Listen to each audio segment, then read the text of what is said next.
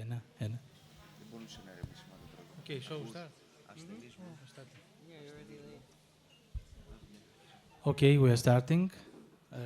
The main language is going to be English in order to honor our guest. Our guest is Ruthelle Josleson, which is Professor of Clinical Psychology at the Fielding Graduate University and a psychotherapist in practice. She was formerly a professor at the Hebrew University of Jerusalem and Harvard University and a visiting fellow at Cambridge University. Her research focuses on women's identity and on human relationships. She received both the Henry Murray Award and the Theodore Sarbin Award from the American Psychological Association, as well as a Fulbright Fellowship. She has been active in group relations, worked for many years, consults to organizations and lectures, and conducts workshops both nationally and internationally. She is co-director of the YALOM Institute of Psychotherapy. On her approach to therapy, I work from a psychodynamic and an existential psychotherapy perspective. I think of psychotherapy as a project that two people undertake together to try to better understand the problems of living in order to make changes that serve growth and personal fulfillment. I work primarily with conflicts concerning relationships, work and identity, and these often underlie symptoms of anxiety and depression. Now I'm presenting myself. I'm Stavros Karalambidis. I founded and directed the Institute for Cognitive Analytic Therapy at Greece during 2006 till 2016. I have been founder and director of the Institute for Relational and Group Psychotherapy since 2016. I'm a YALOM Institute USA faculty and have been has been accredited as group psychotherapist and supervisor for groups by YALOM Institute and certified as group psychotherapist with the National Board for Certification of Group Psychotherapy. I'm a relational psychoanalyst accredited with Tampa Bay Institute for Psychoanalytic Studies from Florida, USA. I have been trained in CBT, Cognitive Analytic Therapy and Classical Analysis, and I was lecturing in psychoanalysis and group psychotherapy with University of Wales from UK. I hold an MSc in Counseling Studies from Hull University, UK, and a postgraduate diploma in clinical supervision from Derby University. I supervise intensely regarding groups and individuals, and currently I have attempted to conceptualize the notion of individual therapy as group therapy of two persons with the help of Ruthelle. I'm a candidate for election for the National Association for Relational Psychotherapy and Psychoanalysis Board of Directors. The voting ends in 2 days. Kostas Mathiudis is going to help us at the end. Me, Ruthelle, and Kostas will openly discuss with the audience at the end. Kostas Mathiudis is a founding member of the Institute. He has been accredited as a group psychotherapist by YALOM Institute. He's a relational analyst as well. He has been accredited by our institute, and we have been working for 11 years. Kostas also works in the morning regarding a psychiatric unit of rehabilitation. So the structure is going to be, we start with Ruthelle, that is going to present some key points about group psychotherapy. Then we are going to have 70 minutes live demonstration of a group that me and Ruthelle will run the group. And then we will have almost 1 hour peer supervision with me, Ruthelle, and all the group therapists of our faculty, of our institute. And at the end, we're going to have almost 40 minutes, I think, with open discussion with you. So we start. Okay. Can you all hear me? Okay, that's good. So first I want to say I'm delighted to be here. This is a different setting for me, but it's very interesting. I'm always happy to work with people in Greece, and so it's one more opportunity to work in a somewhat different way. Let me just start so that I know who I'm talking to. How many of you in the room are therapists? Okay, sort of the center in here. And how many of you are group therapists? So also a kind of a center. So I'm speaking to both a professional and a lay audience. So I'm going to try to make my remarks as accessible as possible, so that for those of you who have come because you're curious about what group therapy is and maybe haven't studied it or even have a therapy background, you can make some sense out of what we're doing and what you're going to see. And in any case, I have just a very short time to present basic principles, so I will just do that quickly and I hope succinctly and cogently. And at the end, when we are reflecting on the group that you have seen, there will be more time to talk conceptually if people would like us to do that. One of the things I want to stress about the group that you're going to see is that it is not scripted. We haven't done any preparation on it, so we are just coming in to work with whatever comes. And this is what the experience is also in group therapy. There is no script.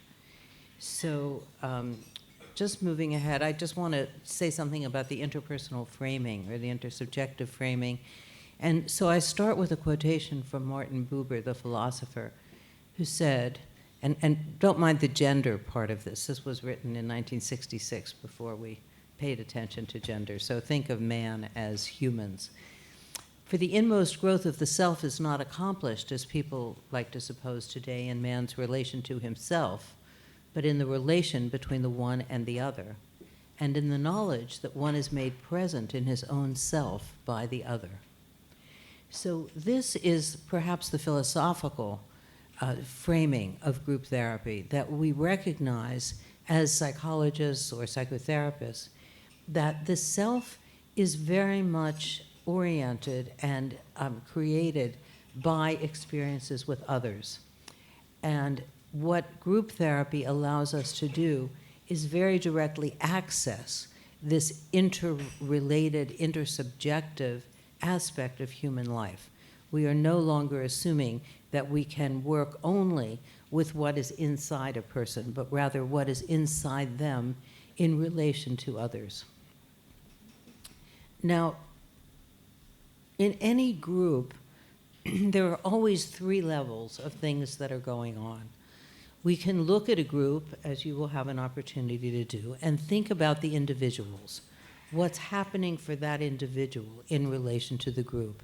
How is the group impacting them, and how does that impact of the group go with their own developmental history and ways of thinking and being in the world that have resulted from the particular history and psychological structure which they have?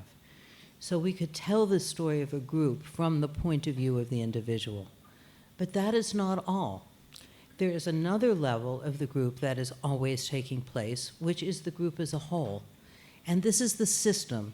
This is the way all of the members of the group, including the leaders, have a part of the larger system that is created in that group.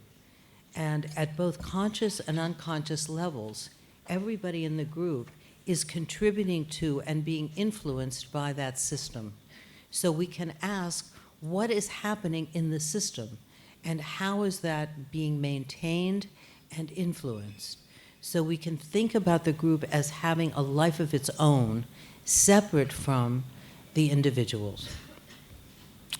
Now, the third level is the interpersonal level. And this has to do with what is going on between the individual and each of the others, or subgroups of the others, in the space of the group.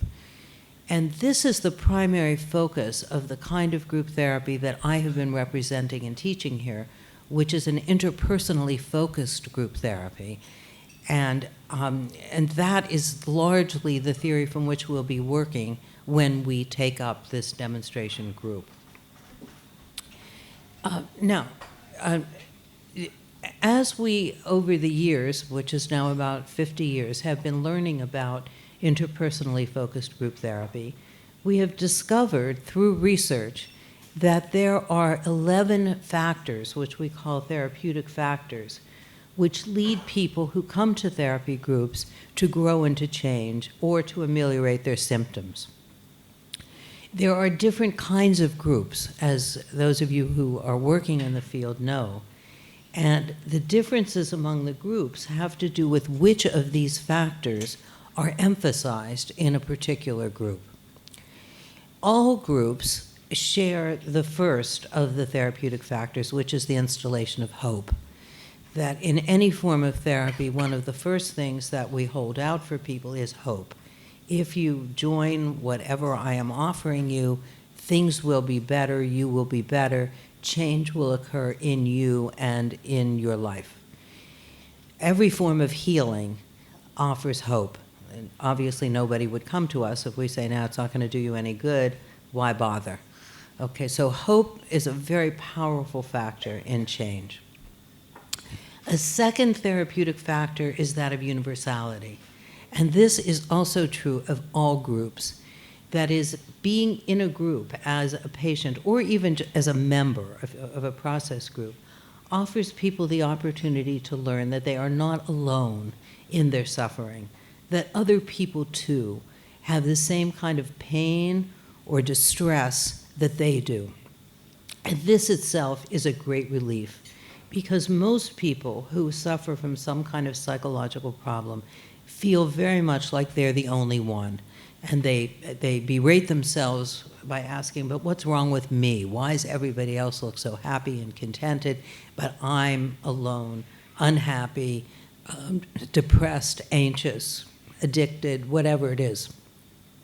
In a group, there's an opportunity to learn that other people have the same kinds of stress and distress that oneself has. And this is often a big step toward feeling some relief from pain. That's related to the existential factors, which is a direct understanding of our shared position as humans. That is, we will all die.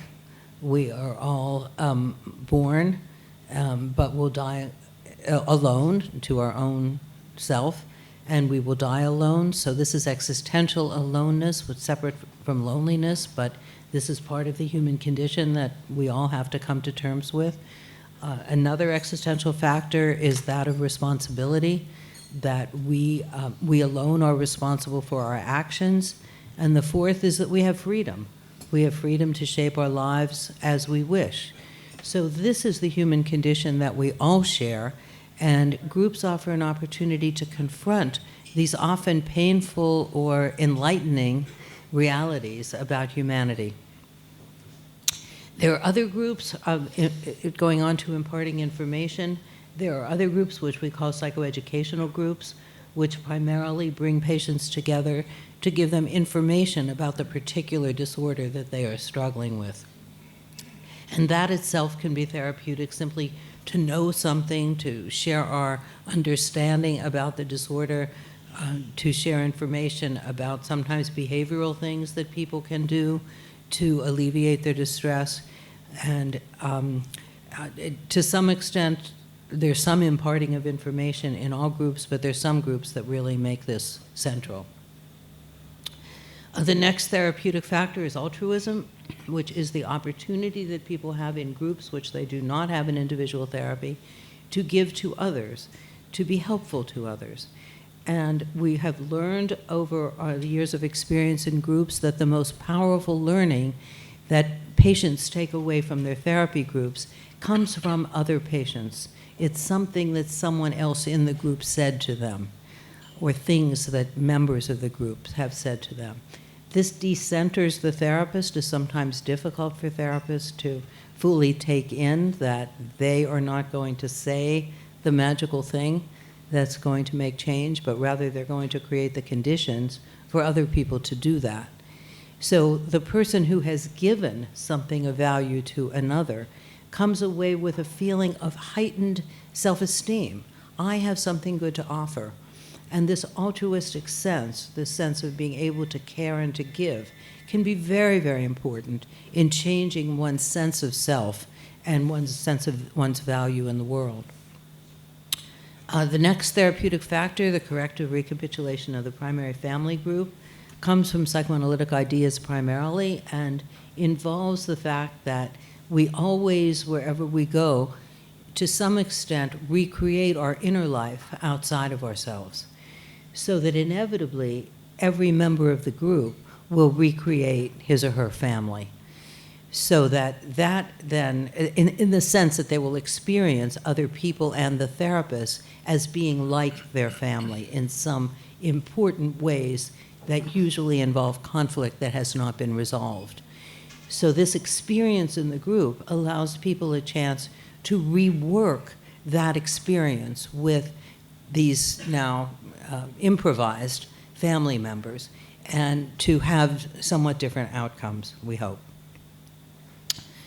Group therapy always makes possible the experience of catharsis, where people can express feelings that they haven't had an opportunity to express in their lives, or that they have expressed in their lives and had responses from others which were not satisfying. So the cathartic possibilities, the opportunity for groups to simply hold others' feelings are very important. A development of socializing techniques is the opportunity to learn just basic skills about relating to other people, how we make eye contact, how we talk. This factor becomes more important for people with developmental disturbances very often, who have not had the opportunity to really learn how to simply do basic socialized things with others. And imitative behavior goes across the spectrum, that as we notice other people relating to each other, we may imitate something that we see, either from the therapist or from another member who seems to be getting positive responses from others. So we try it out. This is how we enlarge our repertoire of social relationships. But the most important of the therapeutic factors from an interpersonally focused therapy point of view is interpersonal learning, which itself rests on group cohesiveness. Now, group cohesiveness is like the therapeutic alliance in individual therapy. It's the glue that bonds the group. It has to do with very clear boundaries in the group that create a safe container in this space from this time to that time. This is a place for expression of one's thoughts and feelings and reflection on each other's thoughts and feelings and one's reactions to each other. A cohesive group makes possible interpersonal learning, which is an opportunity to learn deeply about how my behavior or my ways of being in the world affect you. How do you respond to me? How do I respond to you? How do we come together in ways that could be satisfying for both of us? So that in interpersonal learning, we have an opportunity to find out how it is that what we're doing with other people often gets in our own way. That while consciously and deliberately we may want to be a certain way with others, we find ourselves being otherwise. We find ourselves unable to be the person that we think we are or wish we are. So that the opportunity for feedback in a therapy group gives us an opportunity to consider changing our behavior so that we can have more satisfying interpersonal relationships. Now, we can do some of this in individual therapy, but we're limited. And one of my best examples of that comes from a patient that I had been seeing for a couple of years, who had come to therapy because she was in her early 30s and she very much wanted to make a meaningful heterosexual relationship with a man, to get married, to have children. And although she kept going out with different men, although she was an attractive woman, a bright woman, somehow these relationships just never worked out. And for 2 years, we tried to investigate what was happening. This is an individual therapy. We tried to investigate what was happening in her relationships. And it kept sounding like she just had bad luck, or wasn't meeting the right kind of men. She often would say that this man that she went out with just didn't have good moral standards, or this guy was really very disappointing in the ways that he treated her. So she was always felt dissatisfied with whoever she was going out with, and I really didn't know why she was having this difficulty. So after about 1.5 years or 2 years of treatment, I suggested she join a therapy group, which I was running. And within 2 sessions in that group, we all understood why she was having a difficulty. Because Michelle, which was a pseudonym for her, was subtly or overtly very critical of everybody. Everybody in the group lacked something from her point of view, or did something that she thought wasn't right or wasn't good. And from the second session, this critical attitude that she had toward others, not toward me, she wasn't doing it with authority, she was doing it with peers, became very apparent. And once the group was onto that, we really were able to start to be able to help her with how she treated other people, because it was clear that that's what was getting in the way in her relationships with men. She was going out with them and criticizing them, and they didn't call her back. No surprise there. But she didn't know she was doing it, so she couldn't report it. So what group therapy allows is the opportunity for people to bring themselves as who they are. And they don't have to tell the group what is troubling to them in their life. The group will know just by experiencing them. And then working on that experience with them is what is the heart of interpersonal learning. So let's see. I want to present to you something that can help you think about this a little bit, which is the Johari window. And you'll notice that there are 4 quadrants on this. On the top left is the area of the self that is known to the self and known to others. This is our public self.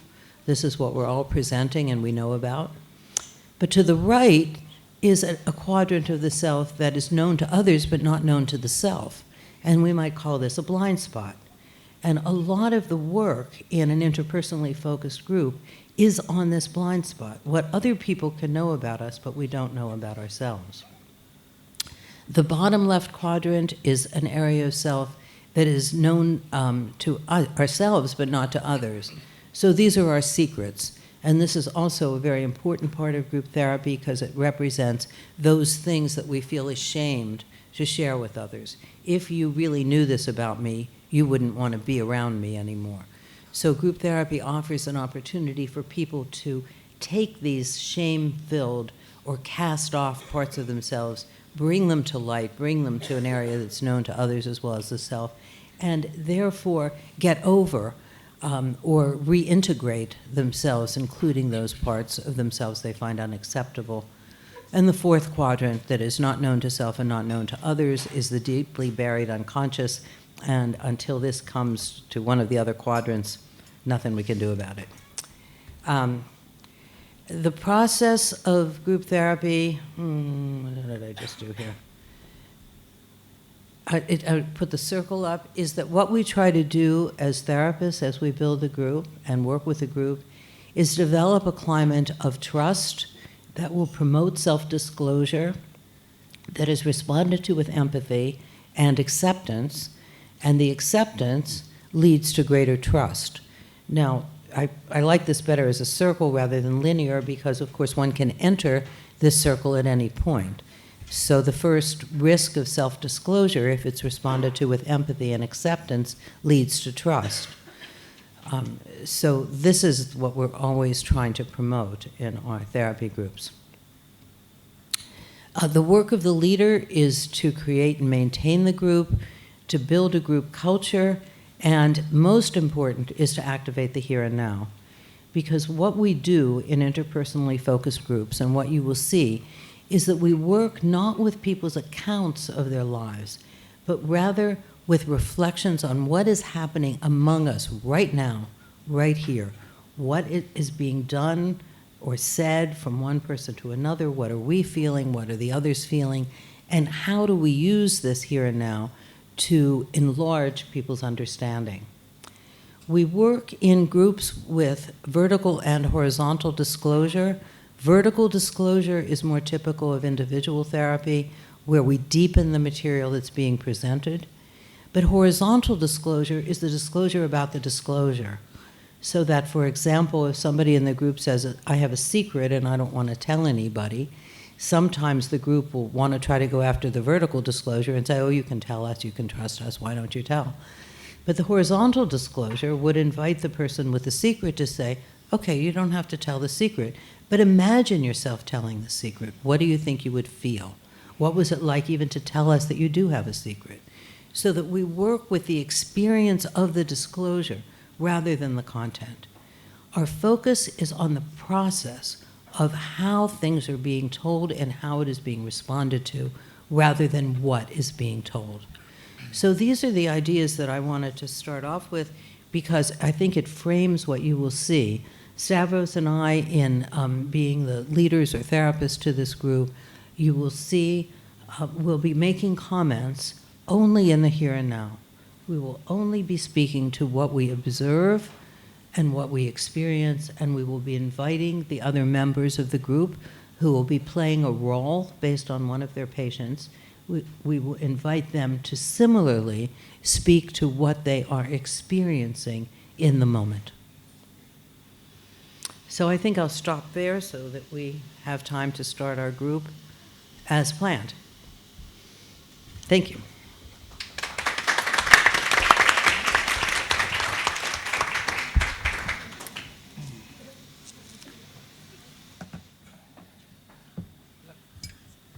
Are we just going to go? Yeah. Okay, no bathroom break. Sorry. Is it here? Sure. Okay. All right, so while people come and take their seat.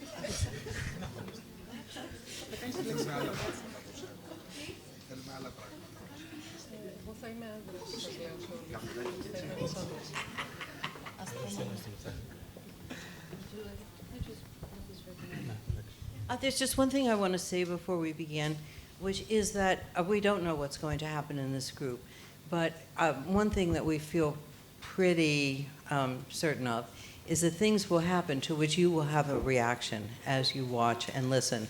And what we'd like to ask you is to please try to have your reaction silently. In other words, if something funny happens, please don't laugh. Please don't make noises which will have impact on what's happening in the group, because those impacts are important. So I just wanted to tell you how to be a good audience before we start. Okay? Thank you.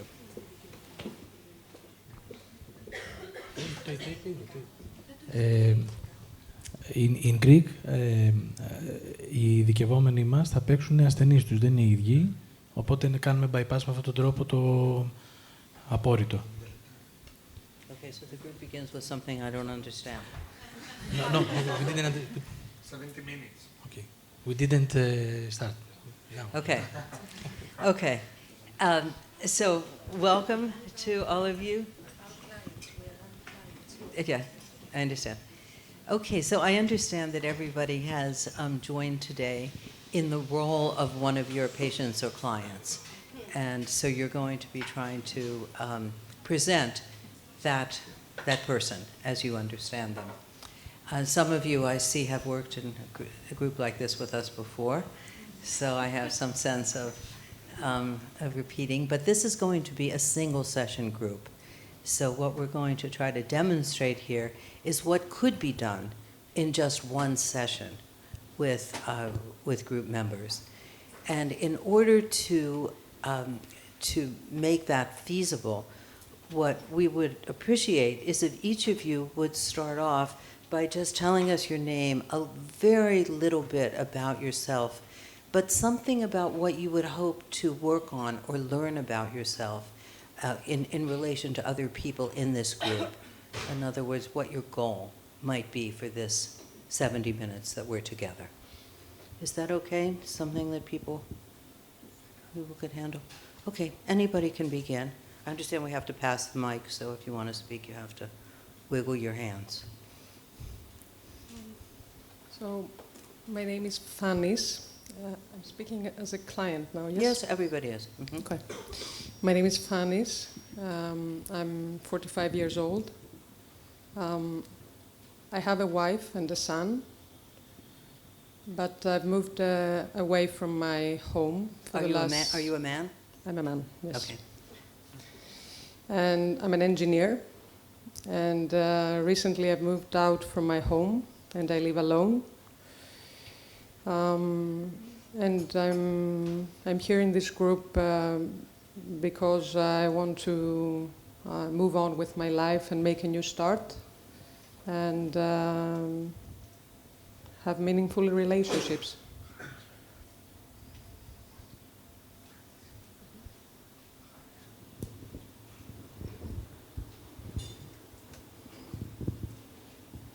Hello, my name is Pavlina. I'm 40 years old. I'm divorced. I have one daughter, 10 years old. And I want to move on my life. Any thoughts about what's in your way in moving on in your life? I would like to feel happy again, to live in the here and now and be positive.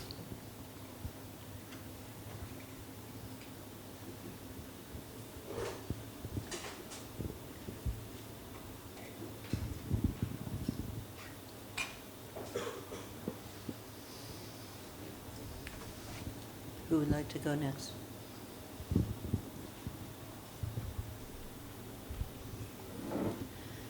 My name is Chris. I'm 20 years old. I'm living with my mother and my sister. My parents are divorced. I'm studying game production. And my goal is to find meaning in my life so that I would stay alive.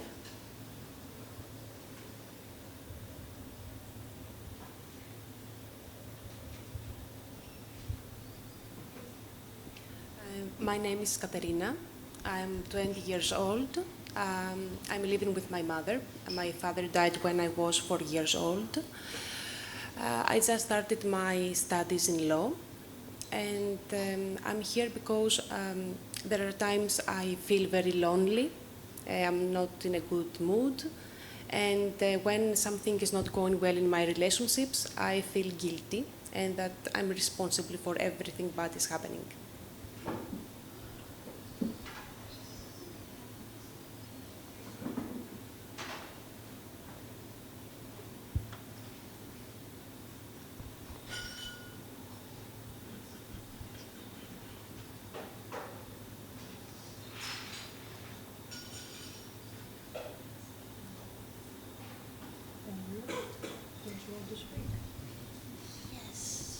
My name is Joanna. I'm 25 years old. Oh yes, my voice is like that, I'm sorry. And I'm a psychologist, and I live with my mother and my sister. What would you like to work on? My psychotherapist said I should be in a group. Closer, please. Closer. My psychotherapist, oh, you can't hear me, I'm sorry, it's my voice. I'm sorry. My psychotherapist said that I should be in a group. No reason given. I have a problem with groups and my voice is not loud at all, so I don't know. Okay. Yes.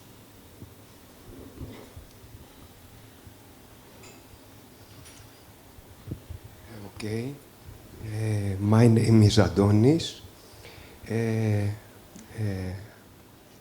am here to get more happy. I'm sort in depression this past year. And my girlfriend says that I'm very, very sentimental. And I often cry. And that's now because my stomach is hurting now. Right now your stomach is hurting? Yes. It started when here the people were talking. We can come back to that. Let's finish hearing from everybody. Thank you.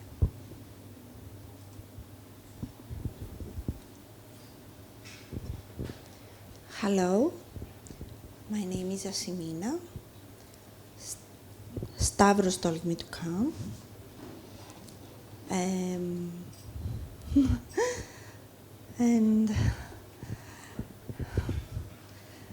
I think I had to come, right? I had to come. I think it's also your choice. Yes, of course. And I'm blushing now. And that's it.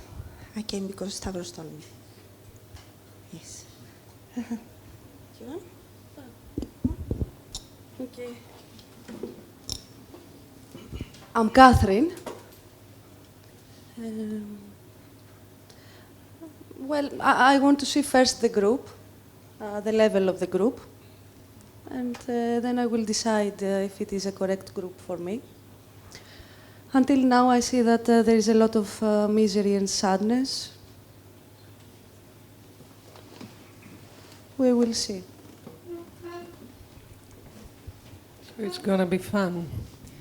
Helen, by the way, I just wanted to say that you look stunning today, and it's always a good thing to take care of your appearance.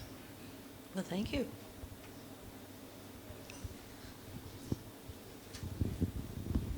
And yes, I'm very happy that you are with us. I Googled you and I saw so nice things you are doing, and I'm very, very happy now that you are here.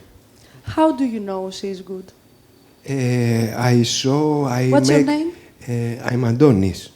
I saw in a video and what she has in her site. I make my investigation. Oh, okay.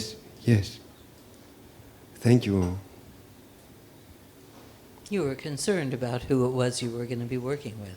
Yes, of course. I always do my search.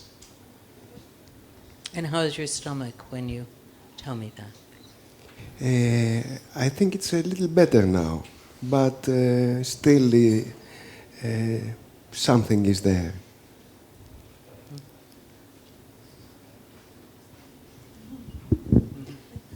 Why? How does it help you to do all research about her? Why? What was your experience of what he said? How did you feel about it? It makes me feel strange. I don't know what you need. You didn't like his telling me that? No, I want to know why. Do you have some thoughts about it? No.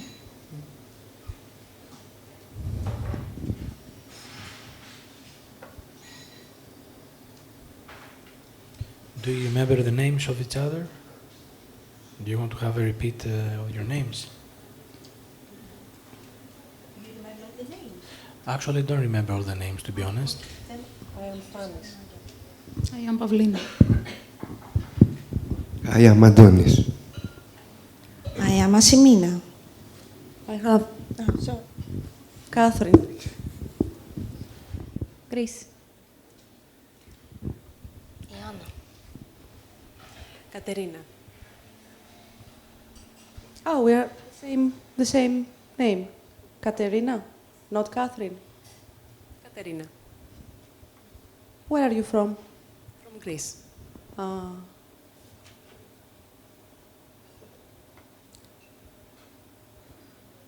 You were hoping she might be like you? I don't think so. You don't think so? No.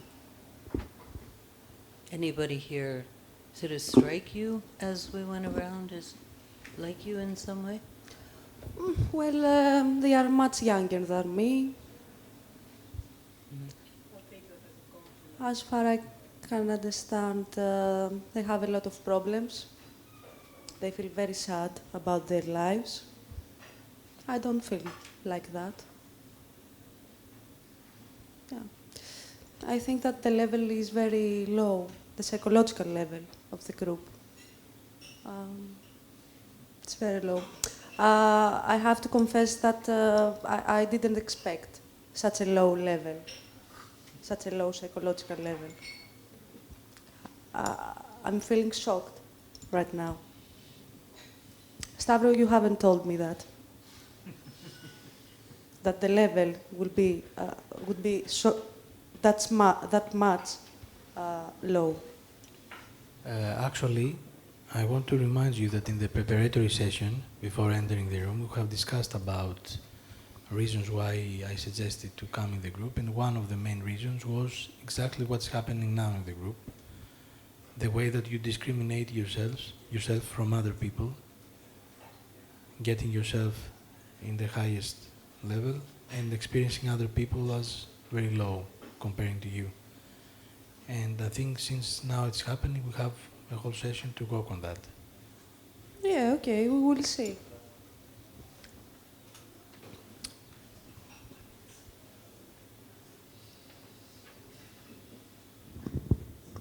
Yeah, I don't like what you are saying just now. Your problem. Can you remind us what is the reason you are here? As I have discussed with Stavros, I have some relational issues as concerned the way I'm relating to people. Me too. Do you have a boyfriend? Yeah, I have a partner. I'm not married, I have a partner. I'm trying to find a boyfriend. Okay. I wish you do. Thank you. What did you ask me? What is the reason you are here? Oh. Well, I told the reason.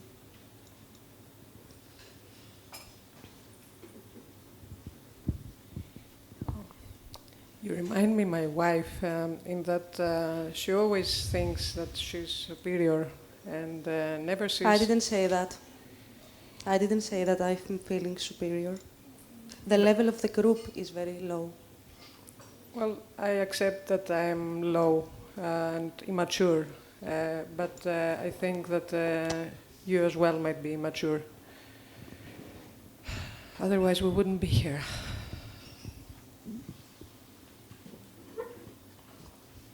Okay. My wife is always...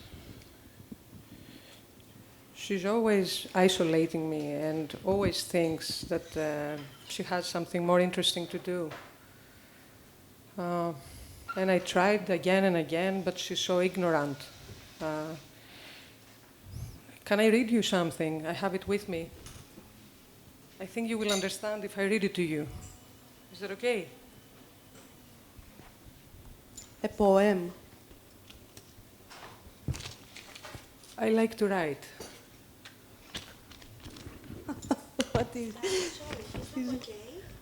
To read something that he I just think it will It's help a you study understand. group. Is that We are okay? here to Is that study. okay? I think it's another way of expressing himself. So Oh, okay, okay. So let's study. It was Friday morning and it was a day off. I woke up I at want to 7 drink some o'clock. water. I felt I wanted to watch the news, but my wife demanded me to turn the TV off and said that I should at least get my son to school. I asked her if she would like to come with me for a short day trip to the countryside. It was a lovely day and a day off. She refused and made excuses that she had things to do at home, and also she said she wanted to be home when her son would return from school. I told she always makes excuses and she never accompanies me. She always insists to treat her son like a child. I left alone and traveled to Corinthos, an hour far from Athens. I had a lovely walk nearby the sea, and I sat by myself alone at a seaside restaurant. I came back home by early afternoon and I brought her some local sweets. But again, she seemed distant and said she had to leave for a seminar she had. We had a fight. Then she left. At night when she returned, we fought again. Then we made love. I thought it would be good to share. You did make love? Yes, we did. Why are you crying like a baby? Be a man. Now I can understand why your wife can't stand you. You are doing like a baby. You are very hard on her. Thank you, Adonis. You are very hard on her. Let her tell me that. I tell you. Did I hurt you? No, I felt like this. You are very hard. I always try and she never responds. I told her to come to travel with me. I also brought her sweets. Sweet. You don't like sweets, Catherine? I prefer sex. Well, I offer that as well. That's what I say. Yeah, but first you said that you offer to her sweets. And you are a man. So be a man and stop crying like a baby. Blah, blah, blah. I know men should not cry. I know. Why men should not cry? No, they can cry. They can cry. I like you are very sensitive. Me too, I like you very much. Thank you very much for this compliment. Very Thank you. Katerina, you're bringing yourself into the group very aggressively. And I'm wondering what kind of response you are expecting or hoping for from other people. No, I'm not aggressive. It's our first session. Why are you telling me that? Well, you've been very challenging to people. You've called... Yeah, but Stavros told me that we can relate to each other with honesty and be spontaneous, so I can't be like that. Okay, so but what I'm asking is what kind of response are you expecting? I'm not or hoping expecting. for? You're not, nothing. so you don't have anything in your mind about how people might respond to you? No, I don't care right now. It's our first session, and I want to see, as I've said many times since we started, I want to see the level of the group and if I can fit in that group. So I can't be Stavros myself. You told me that, okay, join the group and you can be yourself and express your feelings, your thoughts, and now therapist is saying to me that I'm very aggressive. I think one of the reasons why we are here is to experience ourselves in the way that other people are experiencing us. So it's Why? part of the process to enter the group, to explore how other people are feeling about our behavior in the group, in the here and now. Okay. Sometimes maybe that feels critical, But this is how a human relationship goes on, I think. Yeah, but she's putting a ticket to me. I'm aggressive. I'm just saying my opinion and my thoughts. Why is that aggressive? I don't agree with you. I think that this is a wrong technique to tell me that I am aggressive. I understand that you heard that I said that you were aggressive. Yeah. What I had said was that you were behaving aggressively. It's the which is same. no, it's very different. Okay. And what I wasn't sure about is whether you noticed people backing away from you and feeling like you were going to confront them for what they were doing. So what I wonder about is whether or not you would want to check with other people. I'm chatting. about- Hmm? I'm chatting Okay. by expressing my thoughts, Okay. my feelings. I'm sorry, but I don't agree with you, with your technique. Okay. I think you're very responsible, Catherine. You act as if you are by yourself, and this is very responsible. Yes, I'm very responsible. Yeah. Why you are here? You should leave then. Don't pretend you are here while your behavior says you're not here. Well, let me decide for myself what I'm going to do with the group. It seems that you have hard feelings about her behavior in the group. Can you explain to us how you feel? Well, I want to leave as well. I mean,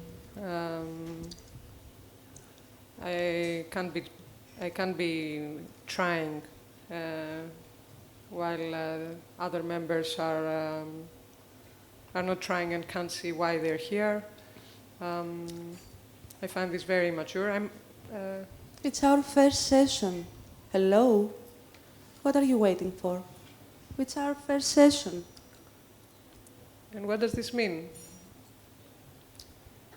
That we need time. Stavros, I can't understand. Okay. Fanny, sometimes we are having hard moments in group. And you told us that Catherine reminds you of your wife. I think it's a first-time opportunity here to take some risks and experiment yourself in ways that probably you wouldn't be able to do with your wife. So I would recommend to experience, to see your relationship with Catherine as a way to understand yourself. There's no as relationship. your wife. There isn't any relationship. There's nothing. Of course there is not a relationship between us. It's our first session. How many times I have to say that? It's too early to have a relationship. Okay. Then I wait. How the other members of the group experience their dialogue now? Do you have feelings about their dialogue? Well, I feel that we are going through an interview, not from the therapist, but by you. This is not very helpful for me to open myself. I can't hear you. I'm saying that you are not very helpful.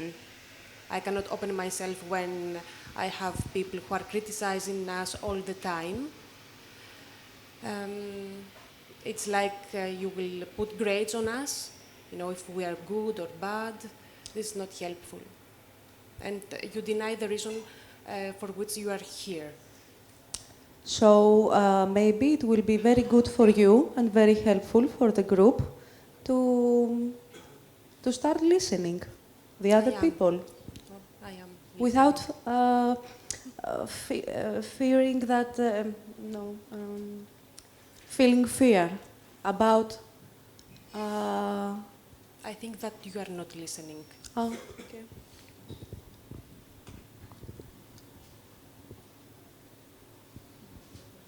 How does it feel for you not to be listened? Sorry? How does it feel for you not to be listened? I feel angry and sad at the same time.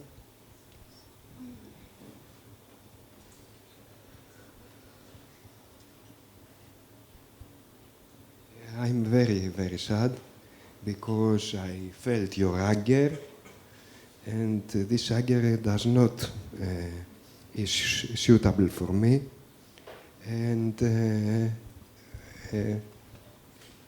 okay, that's the problem. That's the problem.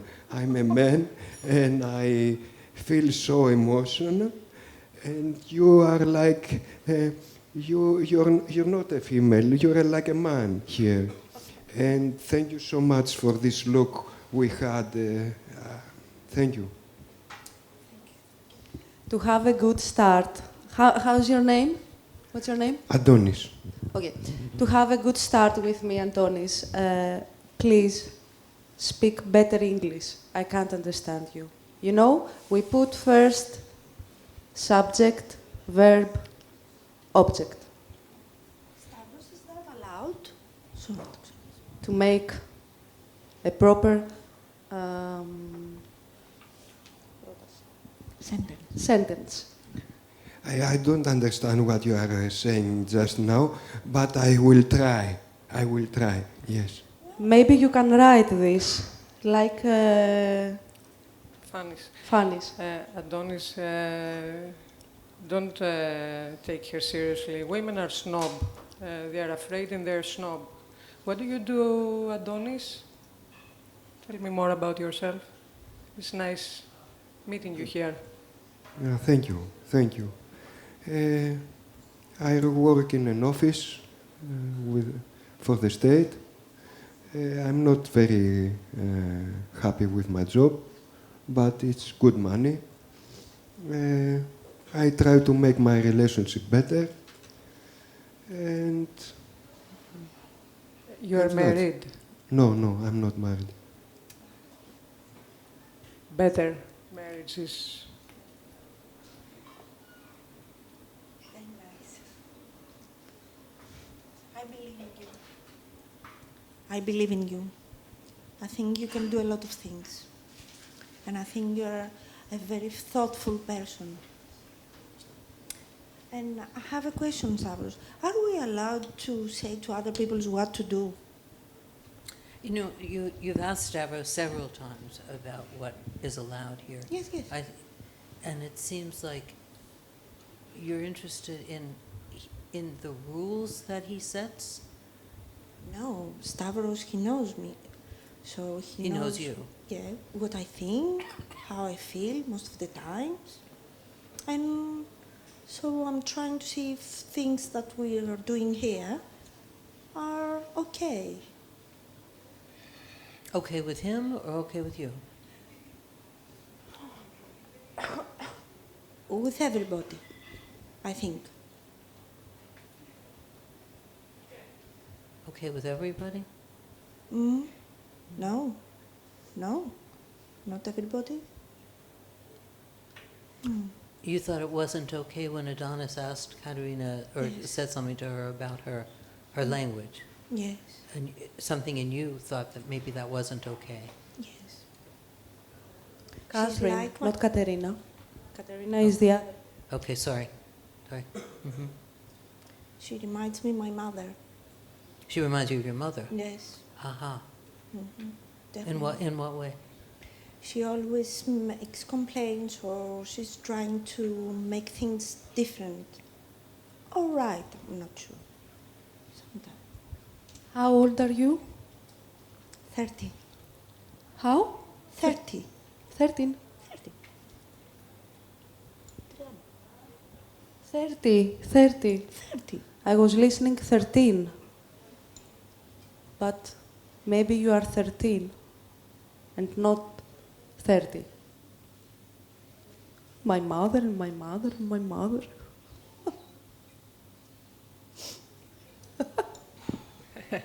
That was a good one.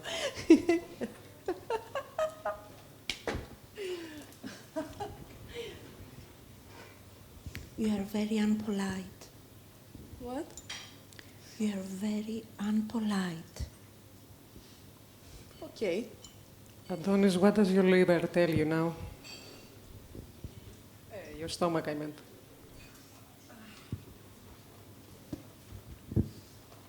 I make a wrong icon of her. I saw her in the elevator and she was very kind, and now I see her very rude. So, you asked me about my stomach. I was joking, but yes, tell us. Yes, I don't know what I was just saying. How is this connected with what you asked, with my stomach? Stop talking. And I can't understand you. Stop talking.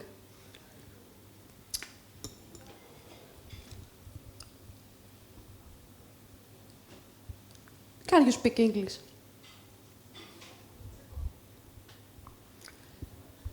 Catherine, does it seem to you now that you're being aggressive?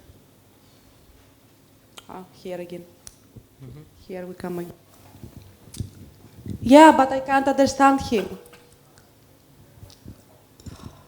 It's unacceptable. He can't speak English. We put first subject, verb, object. I will try the next session to Right. write it. Yes, Okay. I will bring it written. Yes.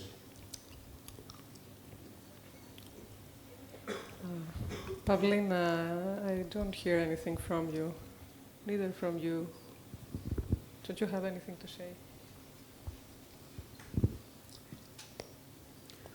No, I have nothing to say now. It's a little bit strange. I feel aggression too. Aggressiveness. See, it seems like since you started the group, Catherine, your message to other people has been you had better be exactly the way I want you to be, or I can't tolerate it. I can't hear you. I can't stand you. I'm going to attack you. I'm going to laugh at you. You have to be just as I want you to be. Does that feel like something familiar to you in how you treat people? No. Okay.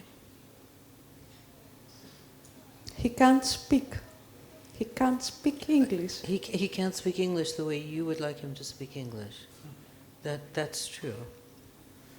And she said that you reminded her in some ways of her mother, and you told her she seemed like a child, a teenager. Mm-hmm. Apparently. You started off by saying that after people had just introduced themselves, that it seemed to you that people were at a low level that is not at your level, at the level you wanted them to be. And I think that it is true. Mm-hmm. What do you mean low level? The level is very low. Psychologically, you know. How should it be? You're very sad, very misery. Oh, my parents are fault. I can't do anything That's with why my we are life. here, to become happy again. Hmm? That's why we are here, to become happy again.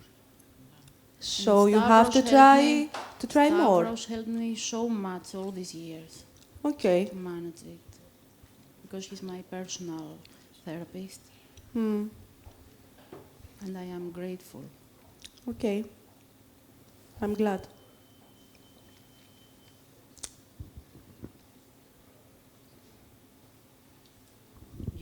You were trying to hear her, to let her, I heard her, yeah. yeah, to let her be who she is.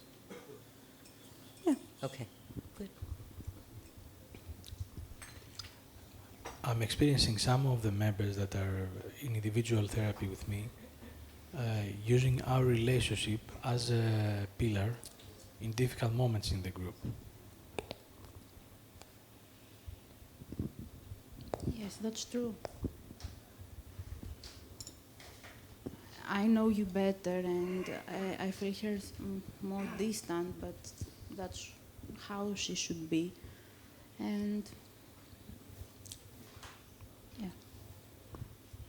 I would like to encourage you to let yourself understand microtherapists as well. Yeah, of course.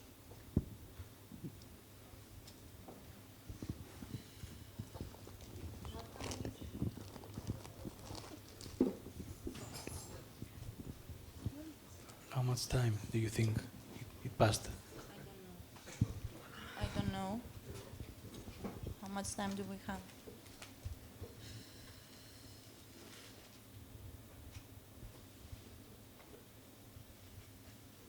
Something about the time has your attention now. Yes. I think this took too long.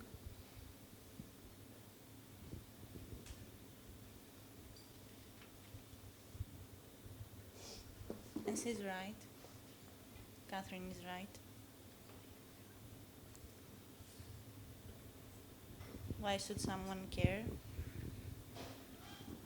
For me or for you?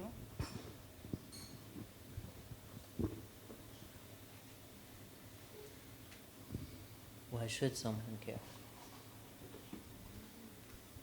They shouldn't.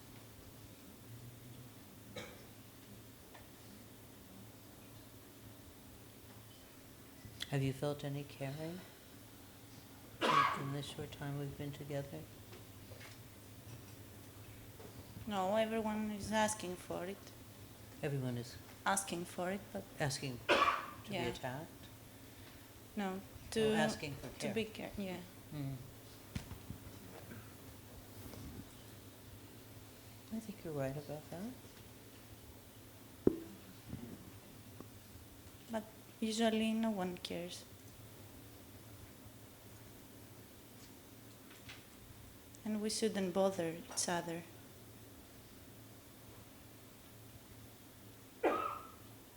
Anybody in particular that you've noticed here whose care you would like?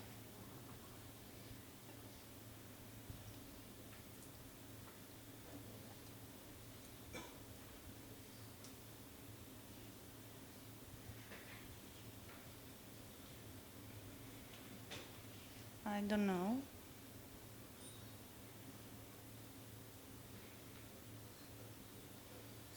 Maybe you? Maybe me? How come me?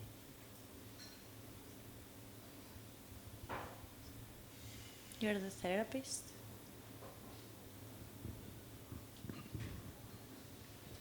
So maybe my care is more valuable? Yes, and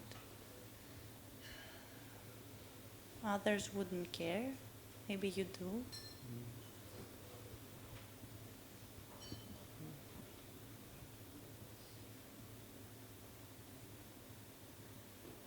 Well, you know, I think you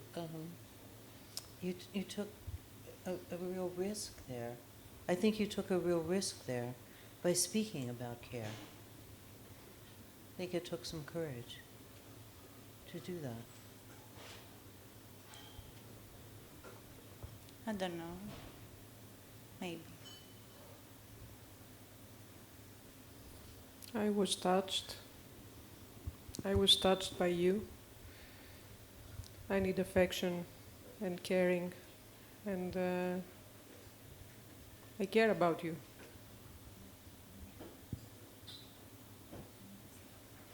Why? Because you're here with me now.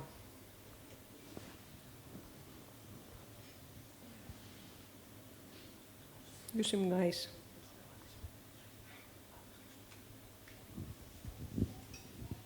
Yes, for me you seem nice also. I thought in the whole session you will never speak, but it was nice to hear you.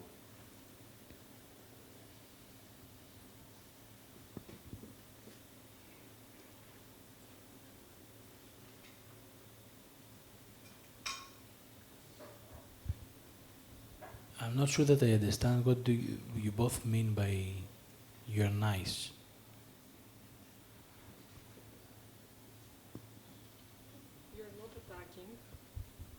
You're not attacking.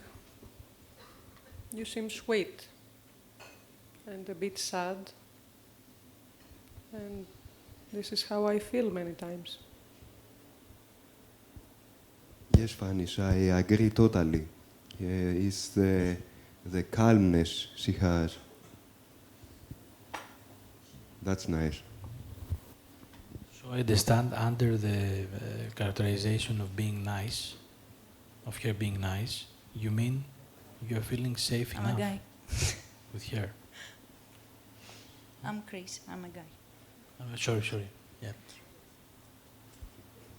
Are you feeling safe enough, you mean, by nice? Yes, he feels safe.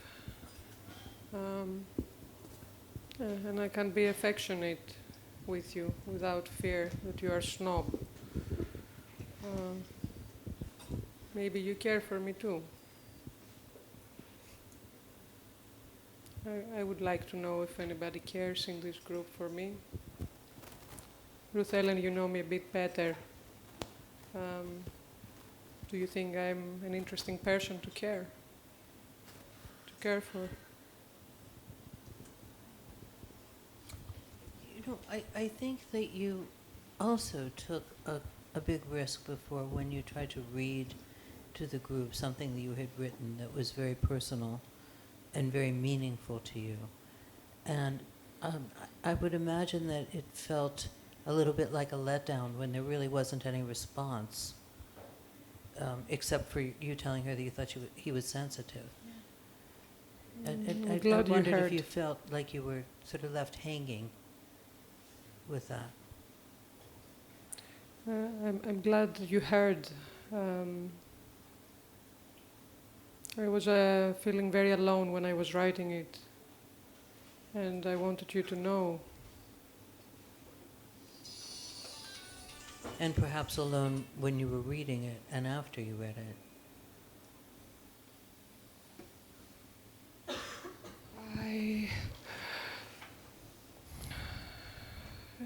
I don't know.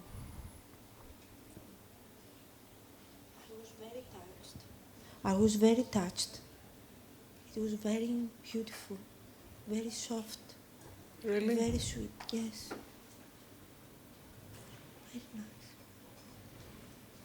I would like to hear more from you. Yes? Yes. Well, thank you, Asimina. And actually, I was thinking, because for me it's very important, this group, there is a very nice cafe nearby here, and every Saturday it has some events. And I'm going this Saturday, and maybe you could all come. There is a psychology talk there. It will be useful for you as well, Ruth Ellen, if you would come. Very nice. Yes, very nice, very nice. You would like to come? Yes, yes. It is not permitted. Ah, Our relationships outside this. I know. No. I forgot that. I'm just saying it's going to be interesting and useful.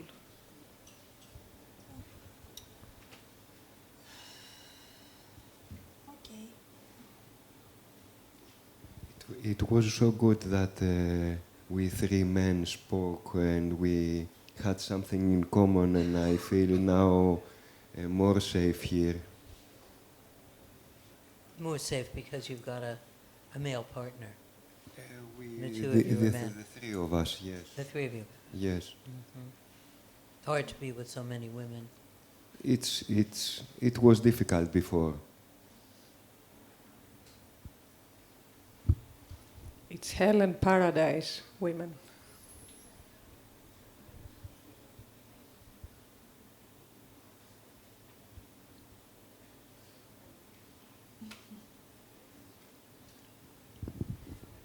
And you girls?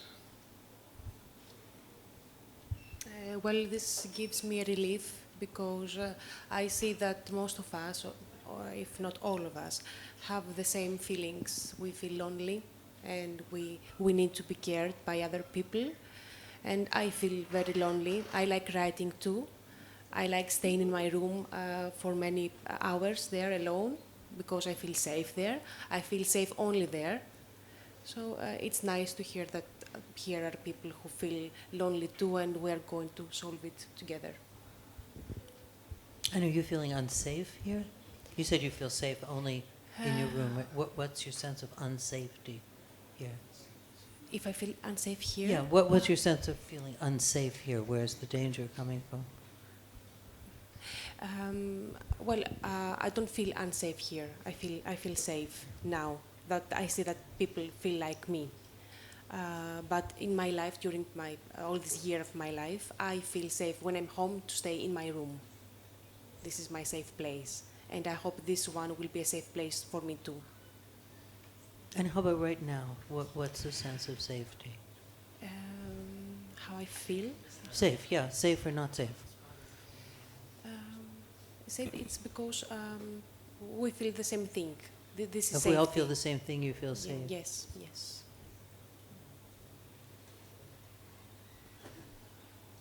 And unsafety when people are competitive to me. This causes my unsafety. If people are competitive. Yes. Have you experienced competition so far? Where Yes, only from Catherine. Yes. Only from Catherine. And I would like to ask her what is the ideal group for her. To go to Switzerland to a very better group. Very nice. So I hear that question is that you would like to find out how you can please her. When she sort of stated that she's the unpleasable person. Maybe here. it's one of my problems to please people. Yes. How to please people. But you choose the person who has said, nobody here is going to please me. And you've asked her, now you're asking Curious her. to know what is the ideal group for her. Yes. Yes.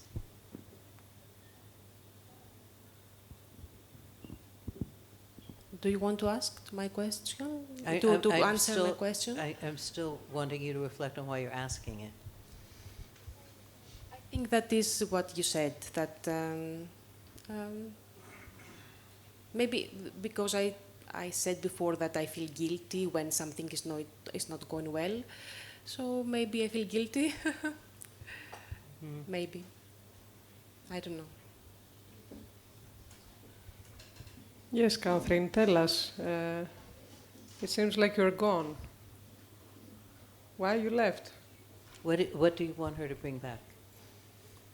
I don't know. She has to take some responsibility of what's going on here. Why she left? I'm here, but I'm feeling a little sleepy. Can we turn the lights on?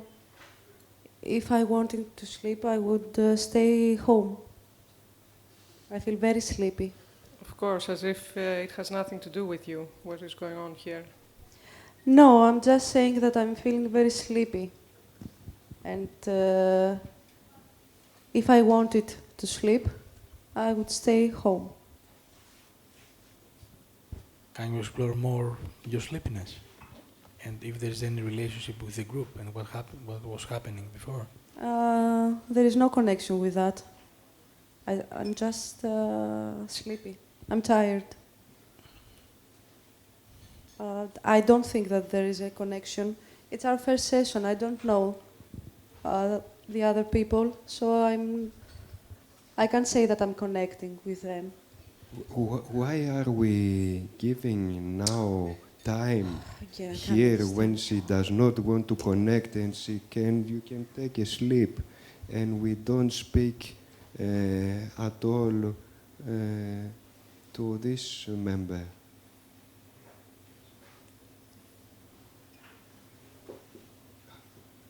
How are you? How are you doing here? Me? What?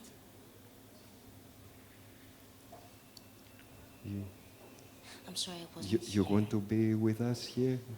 Yes. I'm sorry. I'm really sorry. I had a concentration. Did you issue, sleep sorry. too? Are you sleeping all the time? No.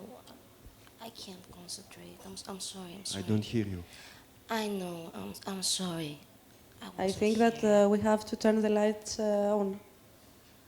She's feeling sleepy too, Stavros. No. I'm not sleepy. I can't concentrate. I'm sorry. Okay, because you are like you were dreaming, in a dreaming situation. No.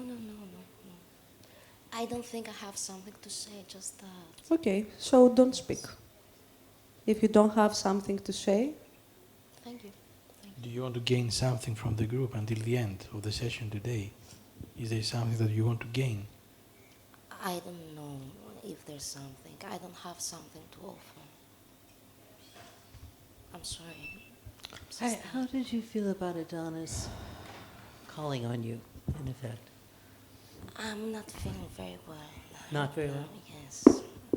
You wanted him just to let you be quiet? Yes, I'm not feeling good. I'm sorry. You're sorry? Yes. What are you sorry about? I can't talk. I'm sorry. I can't. I don't have something to say. I'm sorry.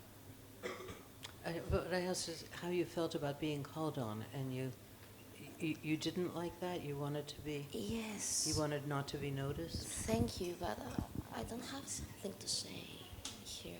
I'm sorry. Yes, I understand you. I am sorry that I brought you in this difficult situation. No, it's okay. I didn't want you. I understand.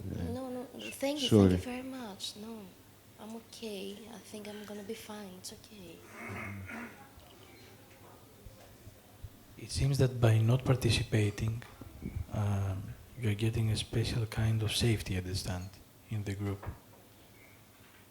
I don't have something to share. I don't think that I have something like their lives or what they're saying, so I'm okay. I don't have something to share. You don't have so much? Is that what you said?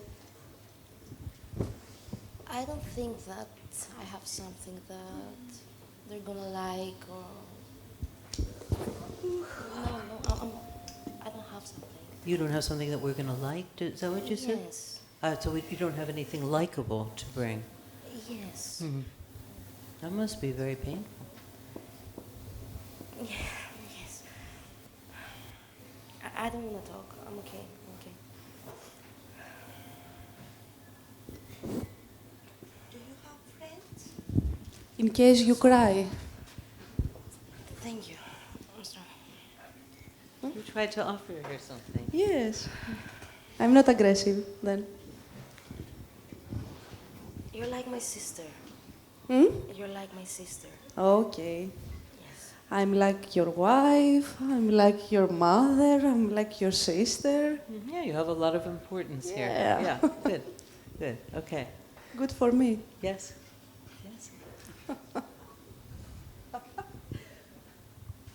Do you want to hear from her about how you like her sister? My sister? Okay. Her sister. My sister. Her sister. She wants to... Okay.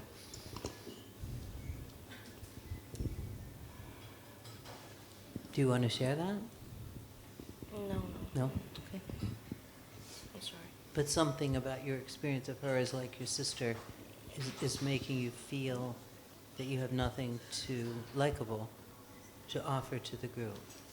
I'm not comfortable with my sister. You're uncomfortable with your sister? No. She's like here. Mm-hmm. So that's she's shutting very you... critical. I can't stand it. I'm sorry. That's shutting you down. Yes. Okay. That's something to learn.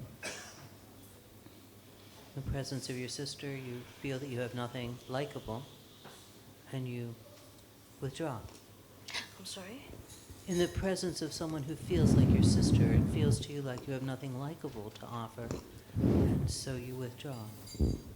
Yes. And yes. You would like someone to notice that, but you're also afraid that somebody will ask something of you. I'm sorry again. You didn't hear what I said?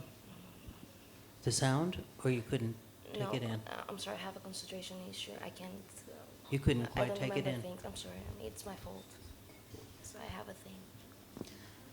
I think you're very anxious and you have very low self-esteem, and I wanted to tell you that each of us here has many things to offer in the group. I know that. I didn't want to come. I'm not... So I don't have relax. something here to offer. I don't want.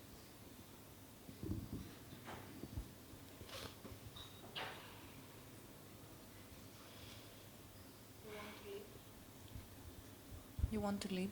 No. I think that here I'm gonna learn something, but No. I will stay.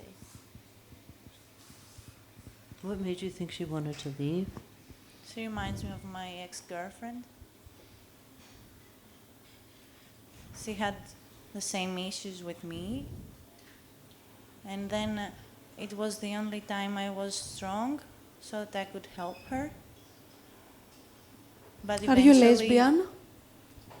What? Ah, you're a boy. Sorry. Yeah. I was excited about that. But then she told me that she didn't need any help and she was angry. And then she left. Then she left. Yeah, maybe she will. So it feels like if someone says they don't really need anything from you, that they may leave. Yes. It was the only time I tried for her.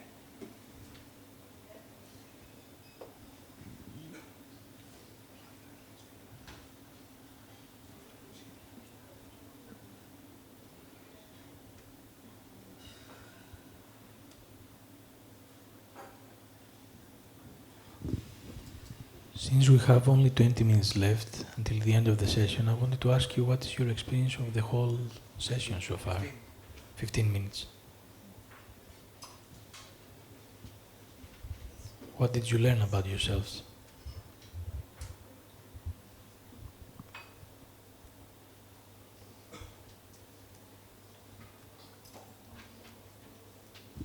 I think we need time to know each other better.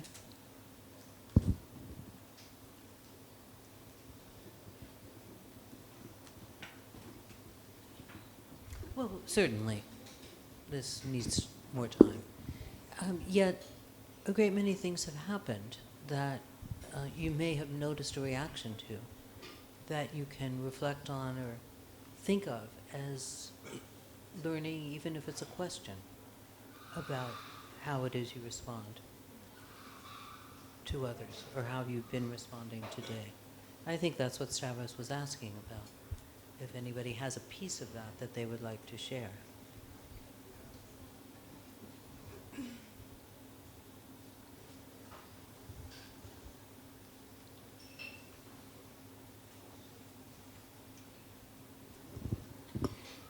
I feel that with men I can be more safe and give and take affection.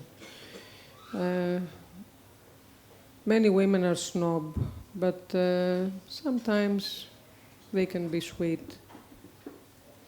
And thank you for listening today to what I had to say and my writing. Thank you. You said that 2 times. Not all women are snob. I want to tell you that I wish every man was like you, sensitive, kind. You think so, Pavlina? Yes. Well, thank you very much, Pavlina. Thank you. What about the rest? What did you learn about yourselves so far?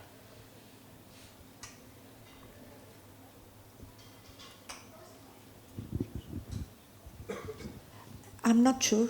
I think I need an individual session with you to discuss what happened.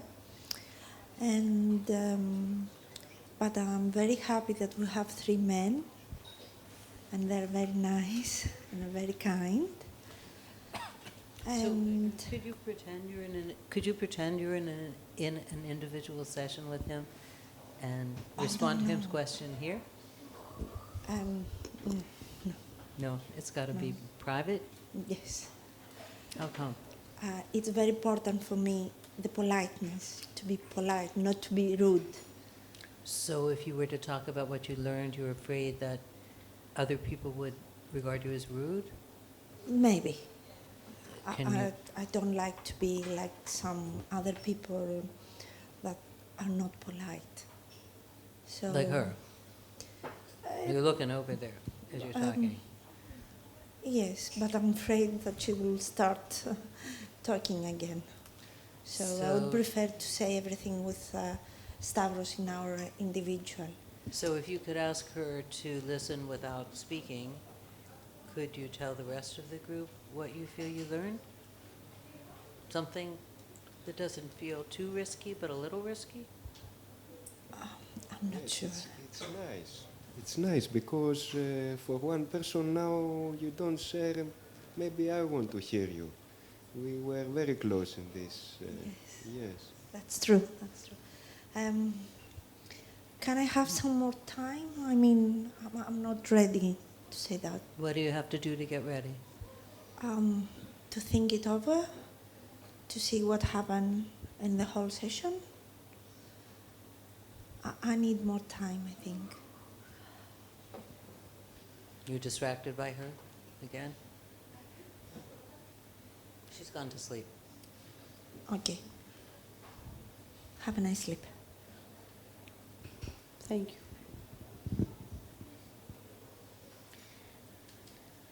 I'm very confused. I don't know, Stavros, what I take as a present from here. I'm very mixed up. I feel like fun is... You are what? Mixed You are up. what? A mixer.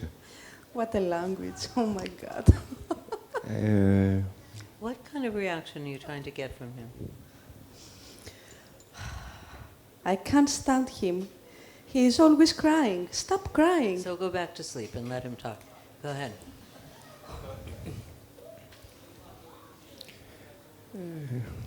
Now, Now you are aggressive too. I lost it somehow. Yes, I am very nice with the men here. And I hope this will help also the issues with my family and with my girlfriend and with my friends. I have many friends outside and we often go out for theater. We do, yes. Yes, and it was a nice suggestion that you told before that we can go for coffee. And yes, yes, very nice. So it's a nice. What I was saying. That you have a lot of friends, that you go out. Yes. I think that we had a good conversation here. Yeah? So there's two people who you feel a sense of kind of friendly connection with. Panos and... Asimina. Yeah. Yes, and Asmina. You have a sense Yes. of Yes. camaraderie, friendship. And the peacefulness and the quietness I received from you. Mm-hmm. Yes. Mm-hmm. So these are things you value in people. Yes. Okay? It's very important, yes. Mm-hmm. I hope also I become with more stability and peacefulness, like all my friends are.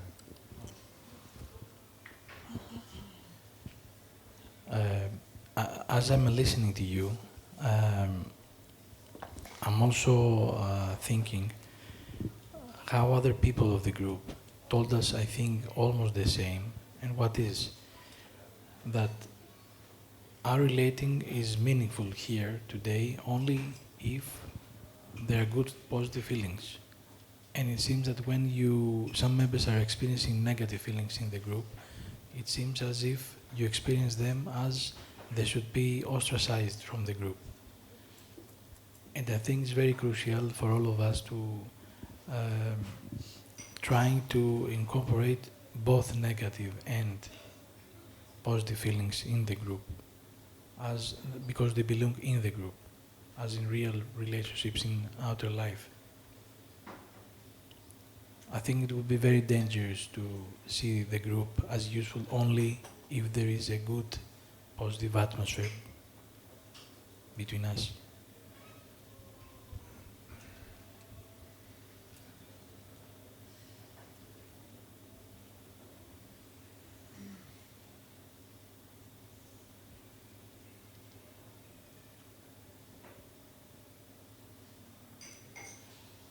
I can see what you are trying to say now. It took me a while, but if some members here do not want to connect and have their own attitude, the other persons we can connect with a good attitude.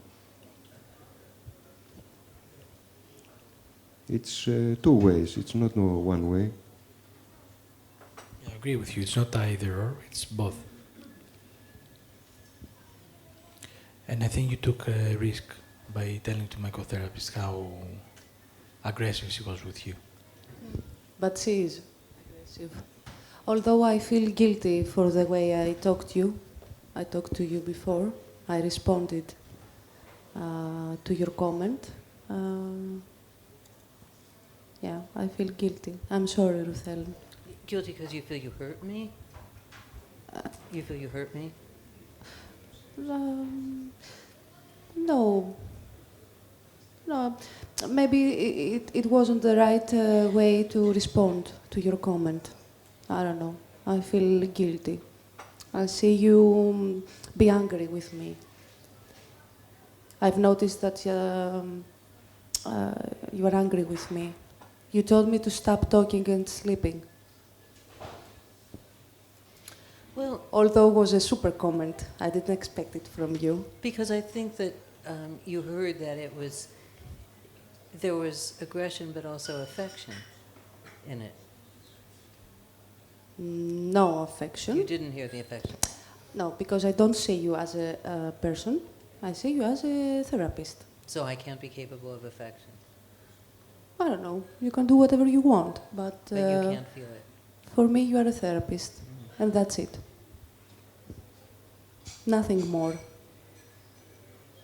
I don't know if you are human in a way. We will see. What makes me seem not human? You are a therapist. You are a specialist. So I prefer relating to you as a therapist. As non-human? Yes. What do you get from that? Nothing. I just can't see you like a person, like a human, with your own needs. Because I have the fear that if you have needs too, maybe your needs will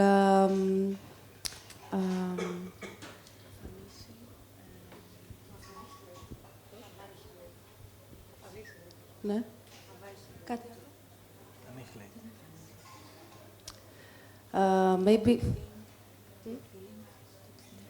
Maybe your need will put my need in a second row.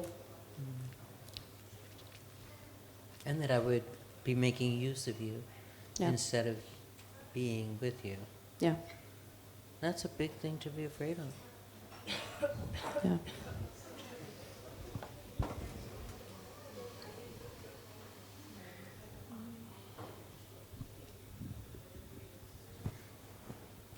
We have only 3 minutes left, so if you want to make a final comment about the group process. Just to say, Catherine, that sometimes my wife needs me to be a superhuman, but I'm not. I'm not your wife. I know. So why are you telling that to me? Because you said you need people to be non-human sometimes because of your fear. No, therapist, specialist, not the other members. I'm only referring to the therapists as being non-human.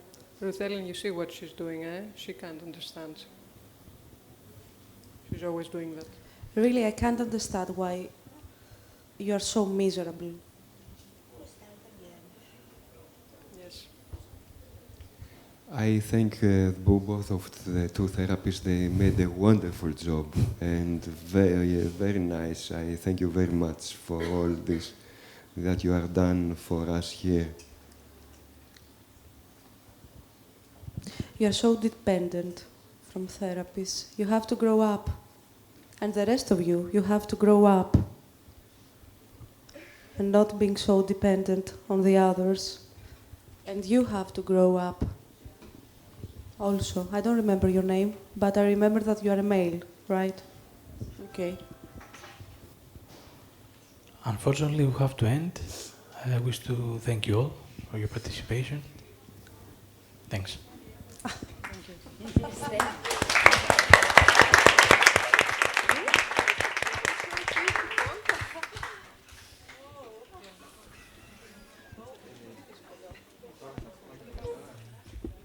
So the group therapists are coming in front for a pre-supervision group to start.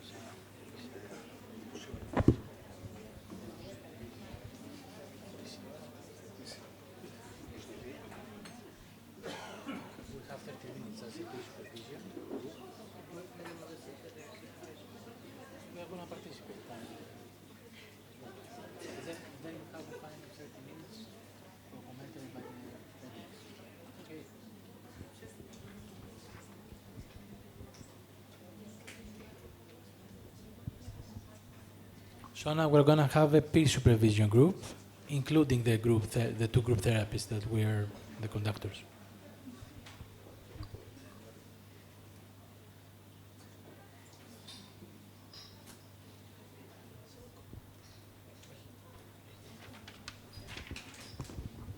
So could I ask you, both therapists, how did you feel during the session? And concerning the aggressiveness that came out.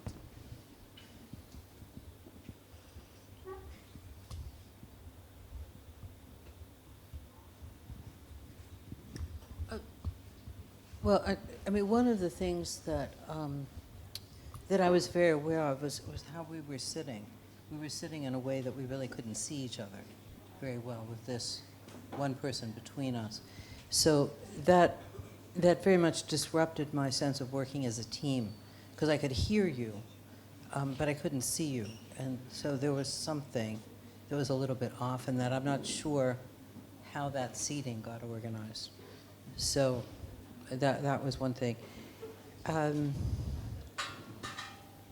did I feel? I felt a lot of different things over the course of the group. I felt that people were, in their own ways, trying to bring themselves and trying to work.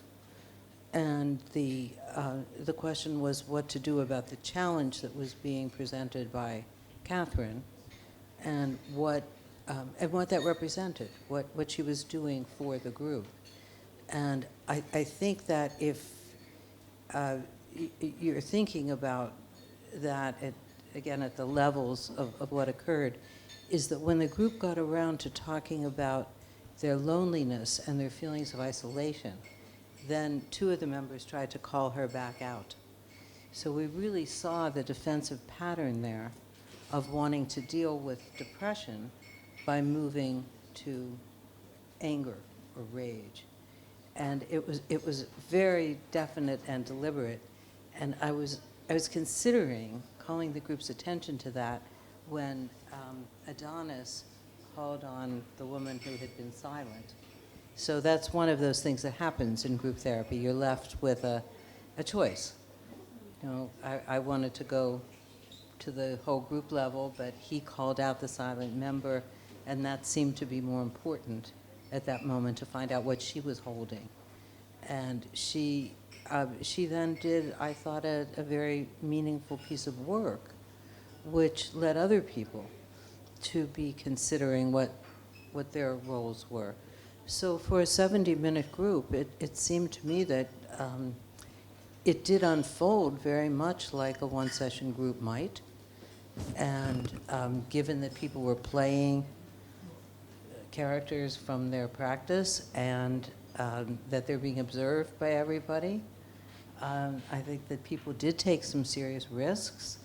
And I hope that as therapists, they got some insight into their patients, which is the other thing that this kind of an activity can serve. So that was my experience. Actually, in terms of team cohesion, I was feeling connected with you. I was able to see you.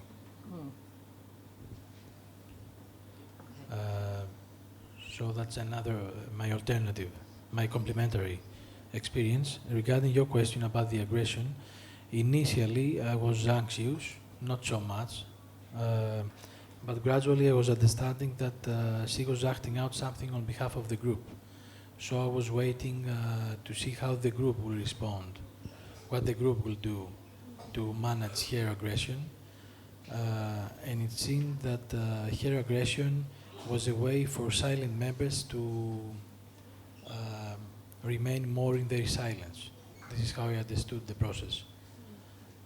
I thought of making an interpretive comment, but I thought it was too early to do that, and I would take possibly the autonomy of the group to understand the dynamic. So I hold my interpretation inside, and that helped me become less anxious, gradually.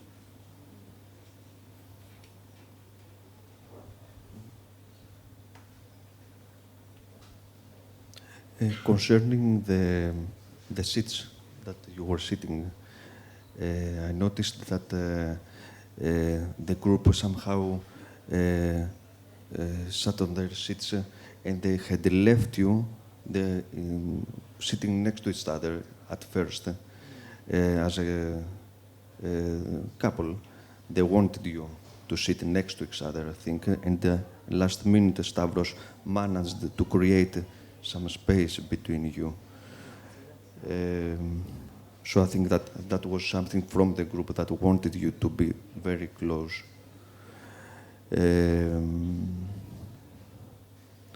Concerning the aggressive part, I was thinking about the scapegoat phenomenon. I think that Catherine was holding, indeed, something on behalf of the group. And I think that Stavros' intervention at the end somehow it had a purpose to contain both the aggression and both the bad and the good feelings that are both appropriate and normalize them inside the group. It was interesting also how you connected with her, with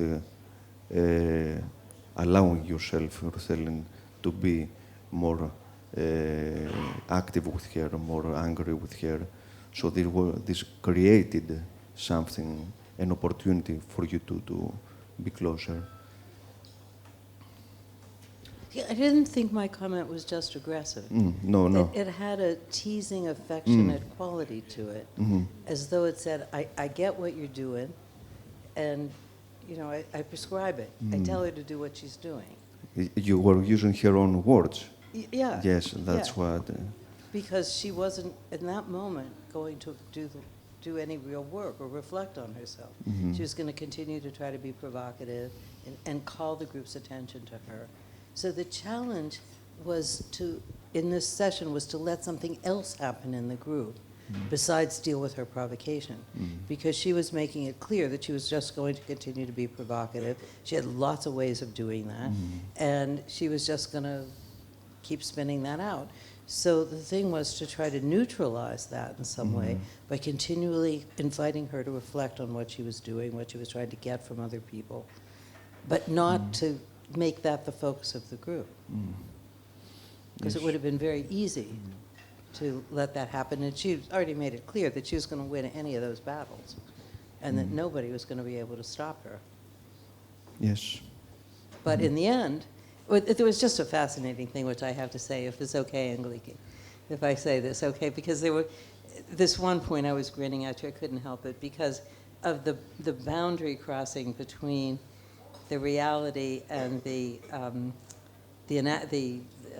improvisation. which is that when we did make a kind of a connection in our roles toward the end. And then what happened to you as the real person was that you then lost an English word. Yes. Right? Which is what your character had been fighting with him about. So it was just one of those glorious moments of the unconscious, of this kind of blending. Yeah, this kind of blending, that you've taken it in so deeply that in the end you kind of lost your English for a moment. So it was a marvelous moment that I just wanted to notice. Yeah. A last thing that I noticed that maybe we enacted as observers was at the moment that we were talking about the time, the remaining time. And Stavros said that you had 20 minutes, and we said, no, you have 15 minutes. So I wondered about this. And I wondered how come we were so strict at that moment in putting this rule, this so strict boundary. And I think that there was something unconsciously that was we were carrying as observers at that time. Well, I think there's something in that, Euripides, because there was something about time. Since the person who is sitting in this chair entered by saying, I'm concerned about time. Yes. So there was some meaning about time. And I had lost the time boundary altogether. I thought he was managing it. Okay. And then I couldn't see him, so I couldn't really signal to him, like, do you know what time it is? And so I thought, well, I guess he'll call the time. So I really had obliterated that boundary in myself and was relying on Stavros, and then she had some part of it. So, and then there were lots of references to time and confusion in the group about whether this was really a one-session group, and comments about this is just our first session, and we're just beginning, as though we had a life beyond. So there was a lot of blurring, and fuzziness about that. I think partly because, in reality, this is an ongoing group. It was an ongoing group of people who were playing people in a time limit in a one-session group. So there was something about the ongoingness, I think. Yes. I think we forgot to introduce to the audience all the group therapists. So here is Anna Vasilaki, a family therapist, Sisi Nicolaou, a family therapist as well, Kelly Kodu, a group analyst, Euripides Gavras, a group psychotherapist, and Kostas Mathiudis, a group psychotherapist as well. So we enacted something also. Okay. I was thinking that it was a very hard initial session for a group. Hopefully, there are two therapists. If I would be in the position of this group as an only therapist, I would be imagining myself escaping. My counter-transference in observing this group was that there was an underlying death anxiety, there was a lack of energy and motivation in this group, but then Catherine, through her acting out, was activating something into the group in order to make it vivid, to make it alive. So my sense that was an ongoing death issue that probably could arise to the group later on. I don't know. That was my sense. In a peculiar way, when I was in the group, I didn't usually, in such difficult moments, I have the fantasy how it would be for myself to be alone. Only me as the therapist. In that session, this didn't happen. So I have to think about it. Why I didn't think about being only with myself in the group. It seems that I couldn't move away from being together with Ellen as a couple. I think that we made about the same number of interventions. And there was only one time that We spoke after one another. There was one time that you spoke right after me. But other than that, I think we were very much working as a team, given that we couldn't see each other. I don't know. I mean, we didn't really work the gender issue, and I think that partly was because we didn't even discover that this one was a man, although maybe you knew that by the name. And I didn't know that. I thought she was a woman. But, so that was, it was hard to do gender in this group because we had two people who didn't look the part. So.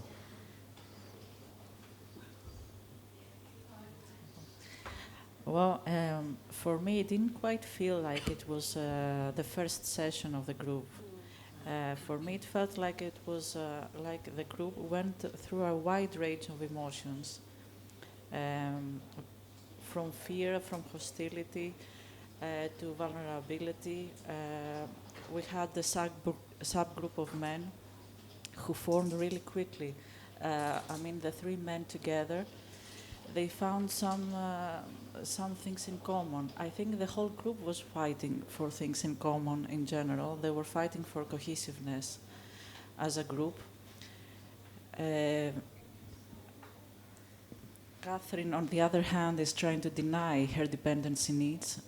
She's the one who tried to deny the fact that she wants to be dependent on other people, when everybody else is saying that they actually do need other people and they do need to be in relationships.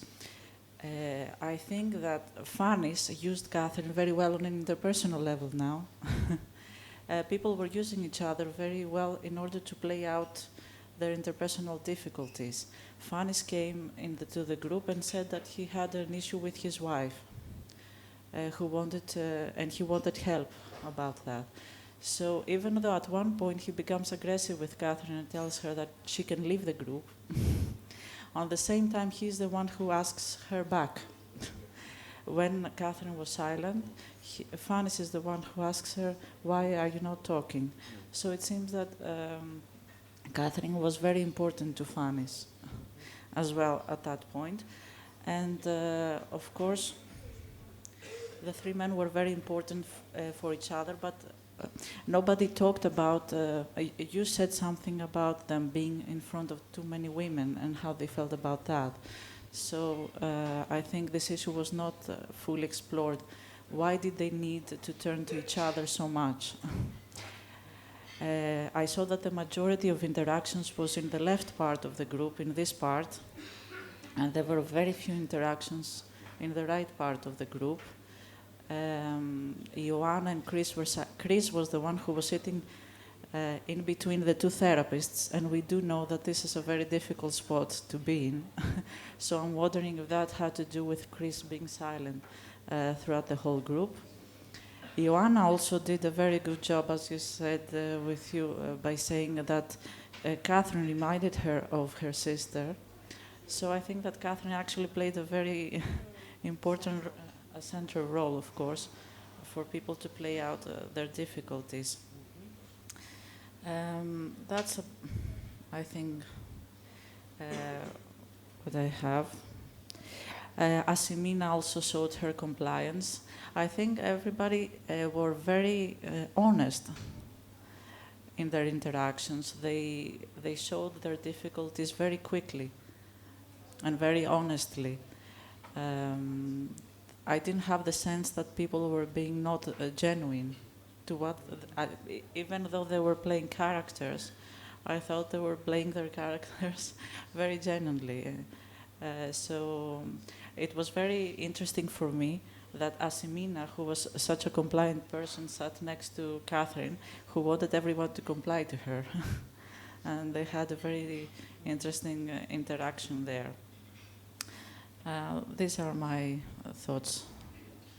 But I think also that the group very quickly, for the first session, they were able to comment on their feelings about the therapist. And you had a very interesting interaction with Catherine there, which is very rare, but also very unique and something very honest. And you were able to hold yourself very good, but also I was wondering how Catherine felt that she was able to talk to you so soon about her feelings towards you.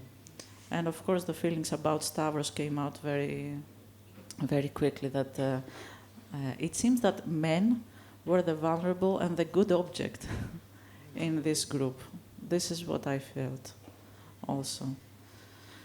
These are my thoughts about it.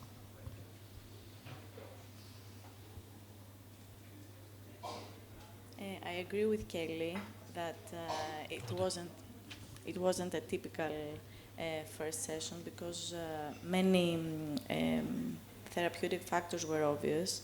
There were interventions on the here and now. For many members, there was a clear motive on their presence in the group. There was an alliance between the men. So I don't know if we would see that in a regular first-time session. What made me feel, maybe safe, if I could say, was that when Catherine tried to make a split between the therapists, as you, Ruth Ellen, being the aggressive one and Stavros being the container, I think that your intervention of bringing Ruth Ellen as your co-therapist and as equal in the group was very important in bringing a model of cohesiveness for the group as a whole. And it reminded me of another group that we were discussing, and it was something that was my personal need. And overall, I had the feeling that when the group ended, that there was a lot of safety and containment throughout the session.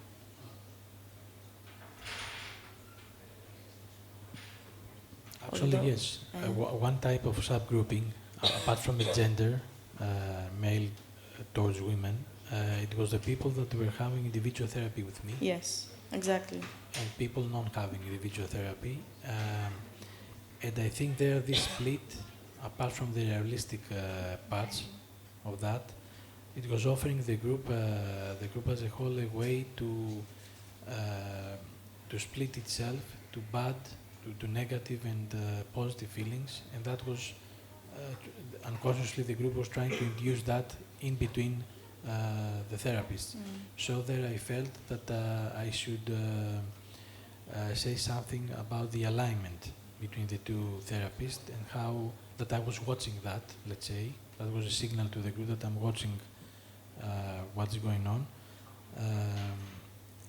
And it was a two-level technique, as you mentioned, to bring team cohesiveness between me and my co-therapist, and also to help the group understand that speaking about negative feelings and experiencing them is a great part of this, as it is equally to speak about positive feelings, safety, warmness, and proximity.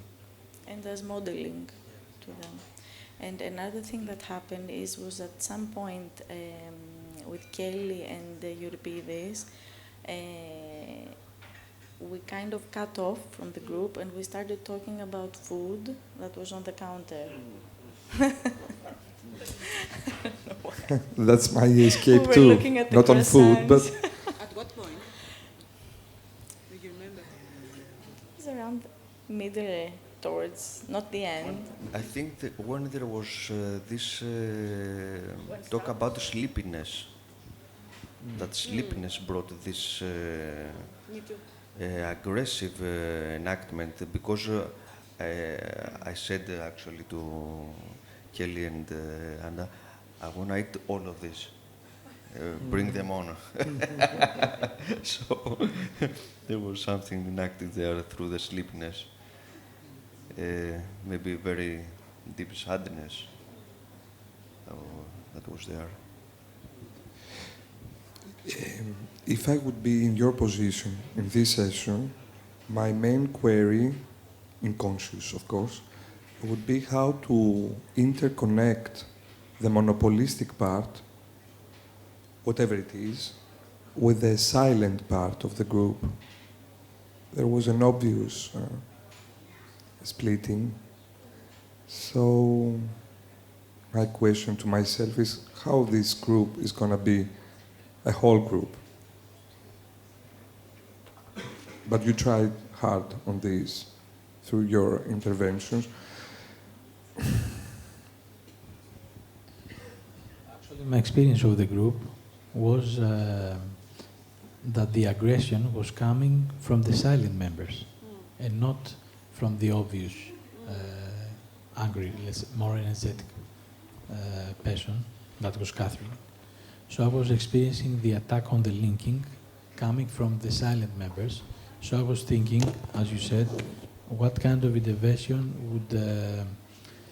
would be an appropriate one to move away from the aggression, of the obvious behavioral aggression, let's say, and to move towards the most passive-aggressive part of it.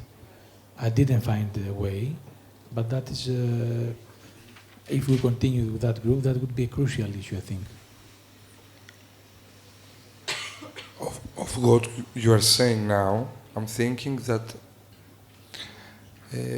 another kind of intervention would be like, is only Catherine the aggressive member of this group? Just to demonopolize all the kind of interest on her and share it to the group. And see what you said, actually. To check out with the other members, the silent members, if they're aggressive too, passive-aggressive. However, at the same time, there were some major enactment with a chewing gum from this part. And Catherine was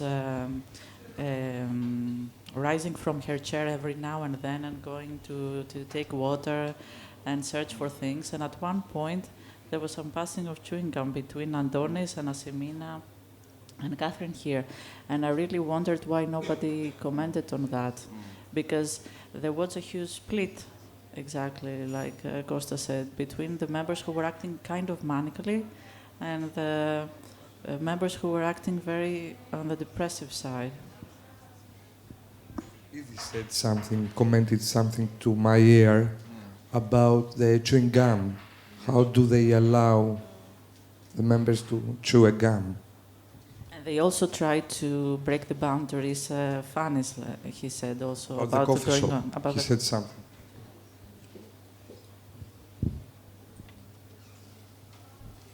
I imagined that was my explanation, because I'm sure that you noticed this. I imagined that you prefer not to go into a critical, too strict boundary setting. Or, it was a one-session group. Yes, yes, of course.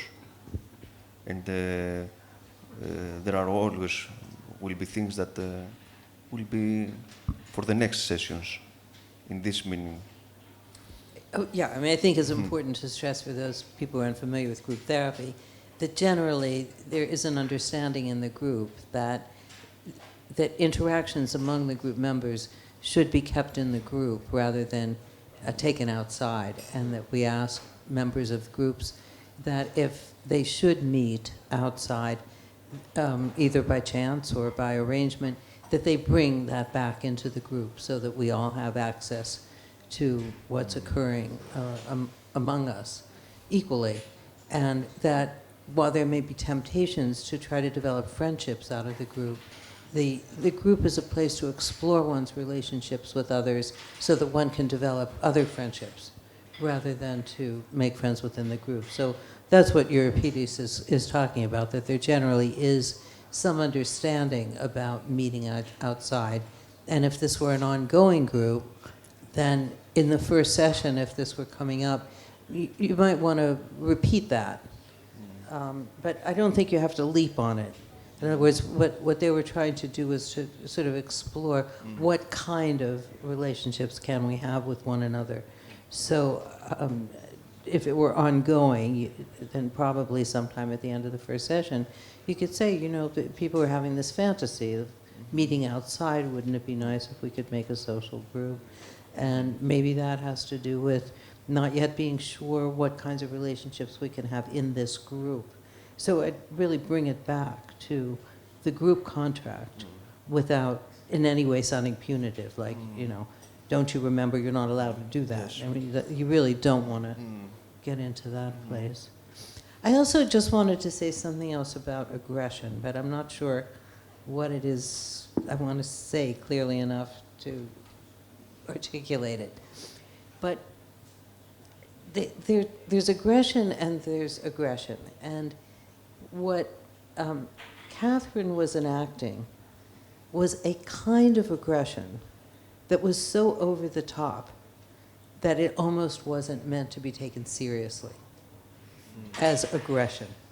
It was really, I experienced it anyway, more as a bid for attention, as provocation, as a kind of needling of the therapists and the group and the work, so that when she begins after just introductions and says this is a low-level group, I mean, what on earth is she even talking about at that point? It doesn't really make any sense. Or then when Fanis tries to talk about his pain at this separation from his wife, she says to him, "Oh, be a man, stop crying." Again, it's so over the top that you wonder what is it that she is doing exactly with this kind of almost plastic kind of aggression. That's not the right word. Huh? Dramatic. She was dramatic. Yeah, it's drama rather than real anger. So I think that that's also what made it possible for me to kind of try to join her around what I experience as her need for attention, rather than really that she was a hostile, angry person. And so I just want to caution us to not just see that as aggression. And I think the group was confused about it too. They were largely ignoring her, but still wary, because they didn't necessarily want her to be laughing at them or attacking them. Actually, my experience of Catherine was almost similar to Ruth Ellen's one. And what was, when Catherine was speaking about a low-level group, in terms of language, that was a devaluing comment. But my experience of her comment was that she was feeling safe, that she gradually was understanding that the group will be able to tolerate her. So what I was hearing, it was there is a low level of aggression in the group. I was experiencing the totally different from her language. And this is how I survived her superficial aggression. It was like telling to us that she was feeling safe in the group finally, by telling to us that you're a low-level group. You're a low-level group of aggression, perhaps. This is my thinking. She was playful, actually, not threatening, as other aggressive clients, of course. And we can appreciate her self-disclosure of saying such a thing in a first session. People are afraid of saying such a statement. I agree with Kelly that it seemed to me a trade group. As long as I think that they already, the here now condition was already established, and the two leaders had just to maintain the condition. That was my feeling. And I also noticed, I don't know if it's meaningful, but I noticed a prolonged eye contact between you and Pavlina during the time that she was introducing herself. You were very affirmative in a way, in an extensive way. And first of all, I'm wondering if it was something meaningful in the way that she introduced herself. Which one is Pavlina? The one that she said that she wanted to be happy, to feel happy again. And after this, I wonder, as a therapist, that I don't control my non-verbal communication. And as a patient too, how is it for the others to feel, to experience this non-verbal connection between you? That's, you know, it's grist for the mill, as I don't know if that translates into Greek, but it's part of the work.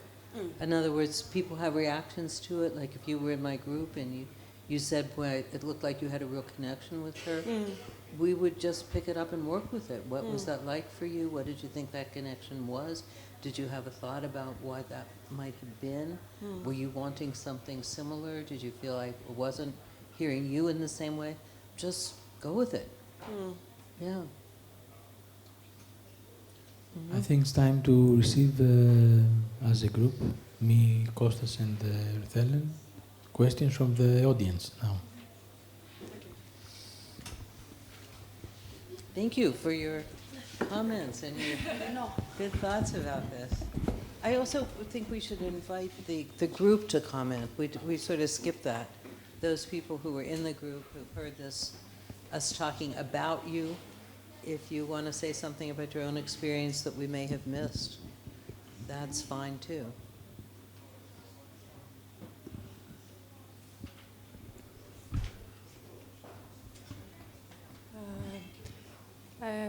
It was,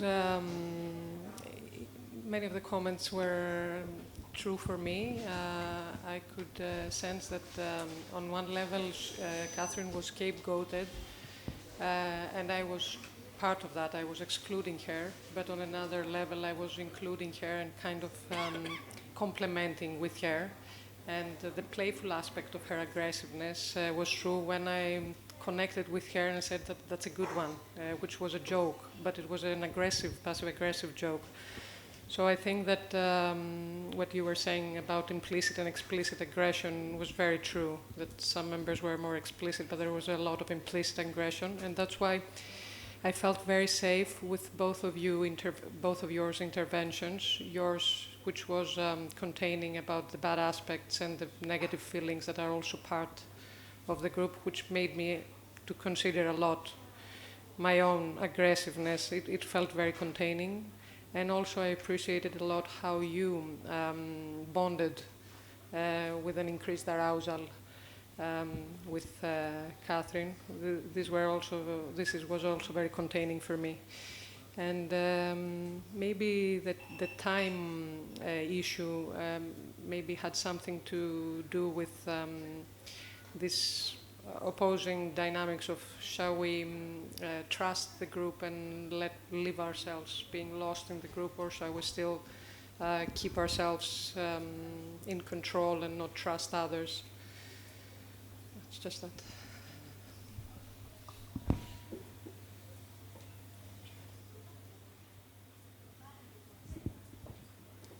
There was a moment with your character. I wasn't sure how long you were going to read. And I was starting to wonder how much longer to let that go. So, about that as well, it was very surprising for me how you let me be so autistic inside the group, which again was a very nice surprise. I felt very accepted, and that's the whole thing, that normally my client would be more aggressive explicitly, while in this group I was very contained, and I was a good object in this group, which was, maybe you allowed me to be in that way. And other members had to take this part of me and act it out. Okay. Well, I have a question. I was impressed by the thought of Stavros that there was a passive-aggressive dynamic at the silent part of the group too. So I would want to explain this to us, how it worked, that the silent part was aggressive. Because as a viewer, I didn't see something that... The supposed aggressive member, that is Catherine, was able to form a relationship, either with my co-therapist or with the group as a whole, or with some other members, in that teasing almost aggressive way. However, the two silent members, and especially the woman that was the psychotherapist that was standing near me, she was attacking on the linking. She was not able to form a relationship. So that is, in the person, in the subjective level, that is an aggressive part on linking, on how we relate with other persons. Something that was not evident for Catherine. Catherine was able to form an intersubjective space in the group. So this is how we understand, I think. For example, Catherine was responsive in relating through anger,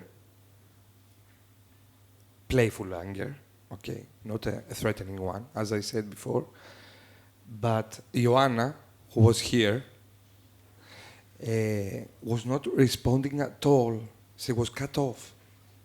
So that was also an attack to the link, as Stavros mentioned.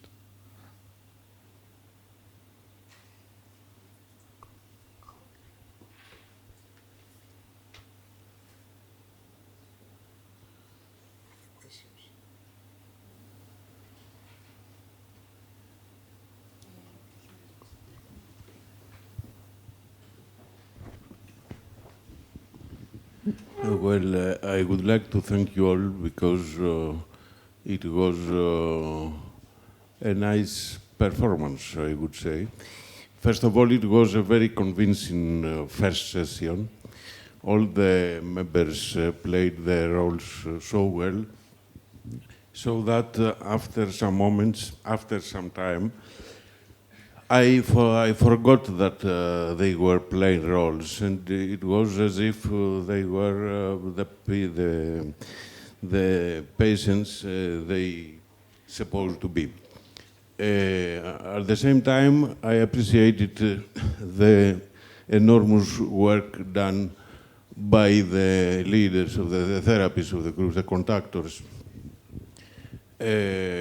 followed by the members, of course. What I have missed was the group level. I have the impression that you remained mainly to the dyadic and according to this way, to the individual level, leaving out the group level. All the interventions you have done were one-to-one. It was as if the main technique you have used, I'm talking about the conductors now, was the go-around technique, where everybody is asked to tell something and so on, and to comment on that or to interpret and so on. So I have missed the group level. According to this way of thinking, I would say that I found Catherine the most grouping member in all, and even more grouping than the conductors were. What did Catherine say? Told that in an aggressive way, of course, but aggression is an element of the relationship. Well, she said that what is this kind of situation, Stavros? What have you created here? What is this group? The question is, it's the first session of the group, and the member is asking, what kind of world is done here, is created here by all of us? And she tells it aggressively because perhaps she scares. It's a new world, it's a new situation, perhaps she's scaring, and she confronts the new world which is created by this first session of the group. She's scaring and she's attacking. If you have done an intervention like like this. Okay, Catherine, I have the sense that you are wondering, and you are wondering what kind of world we are going to create here. And it seems that you are perhaps scared about what that world would be. And at the same time, if you had asked all the members to comment on that, not to tell what their aspect was, what their opinion was about this world which had started to be created in the first session of the group, to ask them to make the same question as Catherine did, to tell to the group, each one, how do they see this group, this very first session. That this turning to the here and now has an advantage because they could tell about their problems in terms of the group. Instead of talking for their sisters or brothers or mothers, which is a story having to do with there and then, they could start from here and now, and so to say the same things in group terms, in the transferential level or in the real level. It has nothing to do, but they could focus in the here and now. This is what I have missed. Can I respond to that? Can I respond? I want to thank you for your comment, because I couldn't agree with you more, that the group as a whole level really is not something that we addressed. And in my mind, it has something to do with a question that I raised with Stavros before we began, which is, are we doing a one-session group or a demonstration of a possible first session of a group? And if this were a first session of the group, then we would not have begun with the introductions and the goals. So that by starting that way, we had already shaped this world that we're creating, which one would not do in an ongoing group. In an ongoing group, one might simply start, with some version of where Beyond started and say, well, here we are, and see what happens. And then begin to consider the larger group as a whole issues. So I absolutely agree with what you're saying in terms of thinking about the importance of the group as a whole in an ongoing group. How you can really address that in a one-session group, I'm less certain of that, especially in a demonstration where we're trying to demonstrate interpersonal focus. As I said, the one place where I was really very tempted to try to bring it to the group as a whole had to do with what it seemed to me as a defensive use of the aggression or playful aggression against the depression that was starting to emerge. But that got wiped away by the invitation to ask the person who had not spoken to speak, which could be a version of the same thing. But I appreciate your really calling attention to the group as a whole level and the fact that the group as a social microcosm, whether you think about it in group analytic terms or you think about it in interpersonal terms, the group is always creating its own world. And that by reflecting on that world, we can all learn a great deal about how we contribute to the shaping of that world and how that world affects us and the various projections and interjections that occur within that world. So this is, I think, a really rich addition to our discussion. Thanks.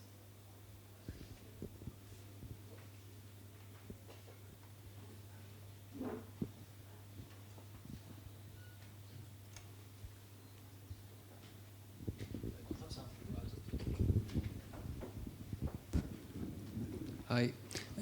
I don't have some question. I just want to thank you, first of all, in the beginning for providing the theoretical framework about how group relational therapy works, because as I'm a member of a group in the Institute, and it has been very helpful to understand how the process works through the framework. And I want to thank everybody who participated in the group because they enacted fantastic in the roles that they chose to play. And it was great to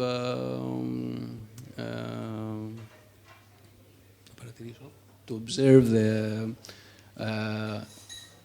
the way that it was shifting from interpersonal to group and to individual levels. Yeah, I think there were many comments heard on specific words. I don't want to comment anything more on that. It was just, I felt it was very nice for me to be able to see it from outside. Because when you are a member of the group, it's funny, at least when you're not a therapist, when you're a part of the group. When you're trying to observe, it's kind of hard not to detach from the group. So it was a luxurious position that I found myself in, to be able to see that play and feel it all without feeling detached also from it. Yeah, that's it. Thank you.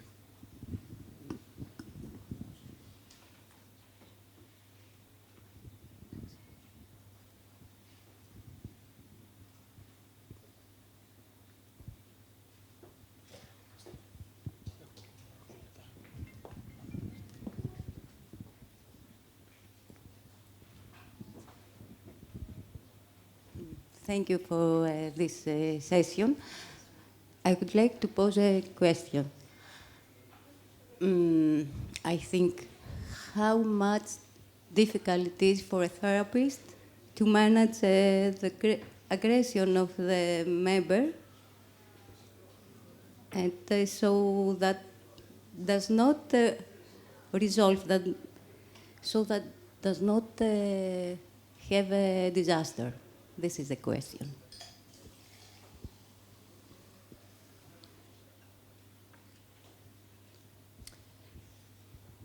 See, I think if you understand aggression as one of the very powerful ways to connect, then it's not so frightening.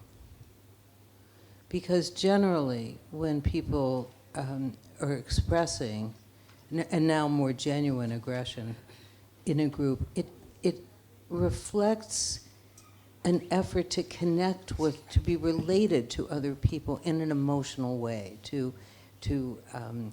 engage in emotional response, to feel the other person there. You know, love and hate are the only really passionate ways we have of relating to one another. And there's a fine line sometimes between them. So that if we single out aggression as somehow a too dangerous or frightening way of relating, then we restrict the range of expression that can happen in a group. Now, we certainly don't tolerate violence in a group, and we maintain our stance that whatever happens in the group is to be observed, reflected on, and understood. So I've been working with groups for many, many years, and I have yet to see aggression which actually annihilates anybody, although people are sometimes afraid of being annihilated by it. But it doesn't happen, because people, and I've supervised people working in prisons and so on with people who actually can act very violently. But there's an underlying need when people are in a therapy or a process group to find connection with other people, including or maybe firstly the therapists. So that generally acts as a brake, if you will, on too much aggression. Sometimes aggression, there's a wonderful work by Winnicott, which has been taken up by Jessica Benjamin, which talks about the fact that we can sometimes only feel the separate reality of another person if we try to destroy them and find out that they go on existing. Okay, that we can't really, but by really being terribly angry at somebody in our mind, or even telling somebody, you know, I wish you didn't exist, but yet they do. That's a way of knowing that they really are separate from our construction of them, and that is enormously reassuring. Okay, that the other person really does exist separate from us, and therefore I can have a relationship with that person. If the person doesn't exist separate from my feelings about them, then they are not available for me to relate to them. They're just in my head. Does that make any sense to you? It's a long way of saying it's not really so scary. It's to be understood like anything else. To add something to what Ruth Ellen just said, Jessica Benjamin states that even in the most sadistic parts of ourselves, there is always a longing for connection. Mm-hmm. Every sadist wants unconsciously to be found, subjectively speaking. And I think the levels of tolerance of the therapist is also a characterological issue of each therapist that needs to be addressed within himself, because there are variations of how much we can tolerate, especially in a group. And as Ruth Ellen and Dr. Moroyan said before, aggression is part of a relationship, of a human connectedness. However, I think for me, characterologically speaking, the more threatening type of aggression for me is the paranoid aggression. When there is a loss of reality in the group, and I don't know to which part of the person I'm speaking to. When there is a blur situation, I don't know what kind of object I am in transference for the patient, and what kind of object is the patient for me in the group. This is the most threatening situation for me in the group. So I suggest that each therapist should search within himself, among many types of aggression, which is the one that is more destructive for him. And I know, it's not from me, but I know from supervisors of group therapy that for them, as I have understood, another threatening type of aggression is the envious aggression. Is when somebody wants to idealize you and to catastrophize you, to exterminate you. There are many group therapists that cannot stand this type of aggression. Can I add something on your comment about paranoia? The aggression from the paranoid, from my experience at least, has to do with an alienated person. That's why there is a strong disconnection. You don't know where to meet the other, because this is a different reality apart from the reality. Aggression, on the other hand, it's a very strong way to keep people alive into our minds. Maybe it's the strongest. The need to belong to us, to a part of us inside. That's my sense about aggression also, the typical aggression, not the paranoid one, but it's totally different. I'm thinking that most of us are facing aggression in the outside world. So it seems to me as that we would like to face aggression in a group in terms of the group is safe, not in a way of excluding, of leaving out aggression, but in a way of managing aggression. And in first, I was wondering why you, Ruth Ellen, was the first who commented on Catherine's being aggressive. Acting aggressively. Yes. It's different. Yeah, okay. Different. Acting aggressively, yes. You corrected it. And I was wondering why you did that. And my answer later was that you did it in order to bring it in the group so that you contain the aggression as well as the politeness and the other feelings, so that everybody would know that aggression is under control by the therapists. Well, yeah, I mean, when you start talking in the sort of larger system terms about aggression, I think that what we see in the group is that the danger of aggression is that it gets projected into others so that we can get rid of it in ourselves. So that a larger issue in the group is for everybody, even the most polite people, to eventually be able to own their own aggressive, or establish it sadistic if you want, parts. That this is part of all of us, because where we get in trouble as humans is locating aggression outside of ourselves and then having to go to war to fight it out there.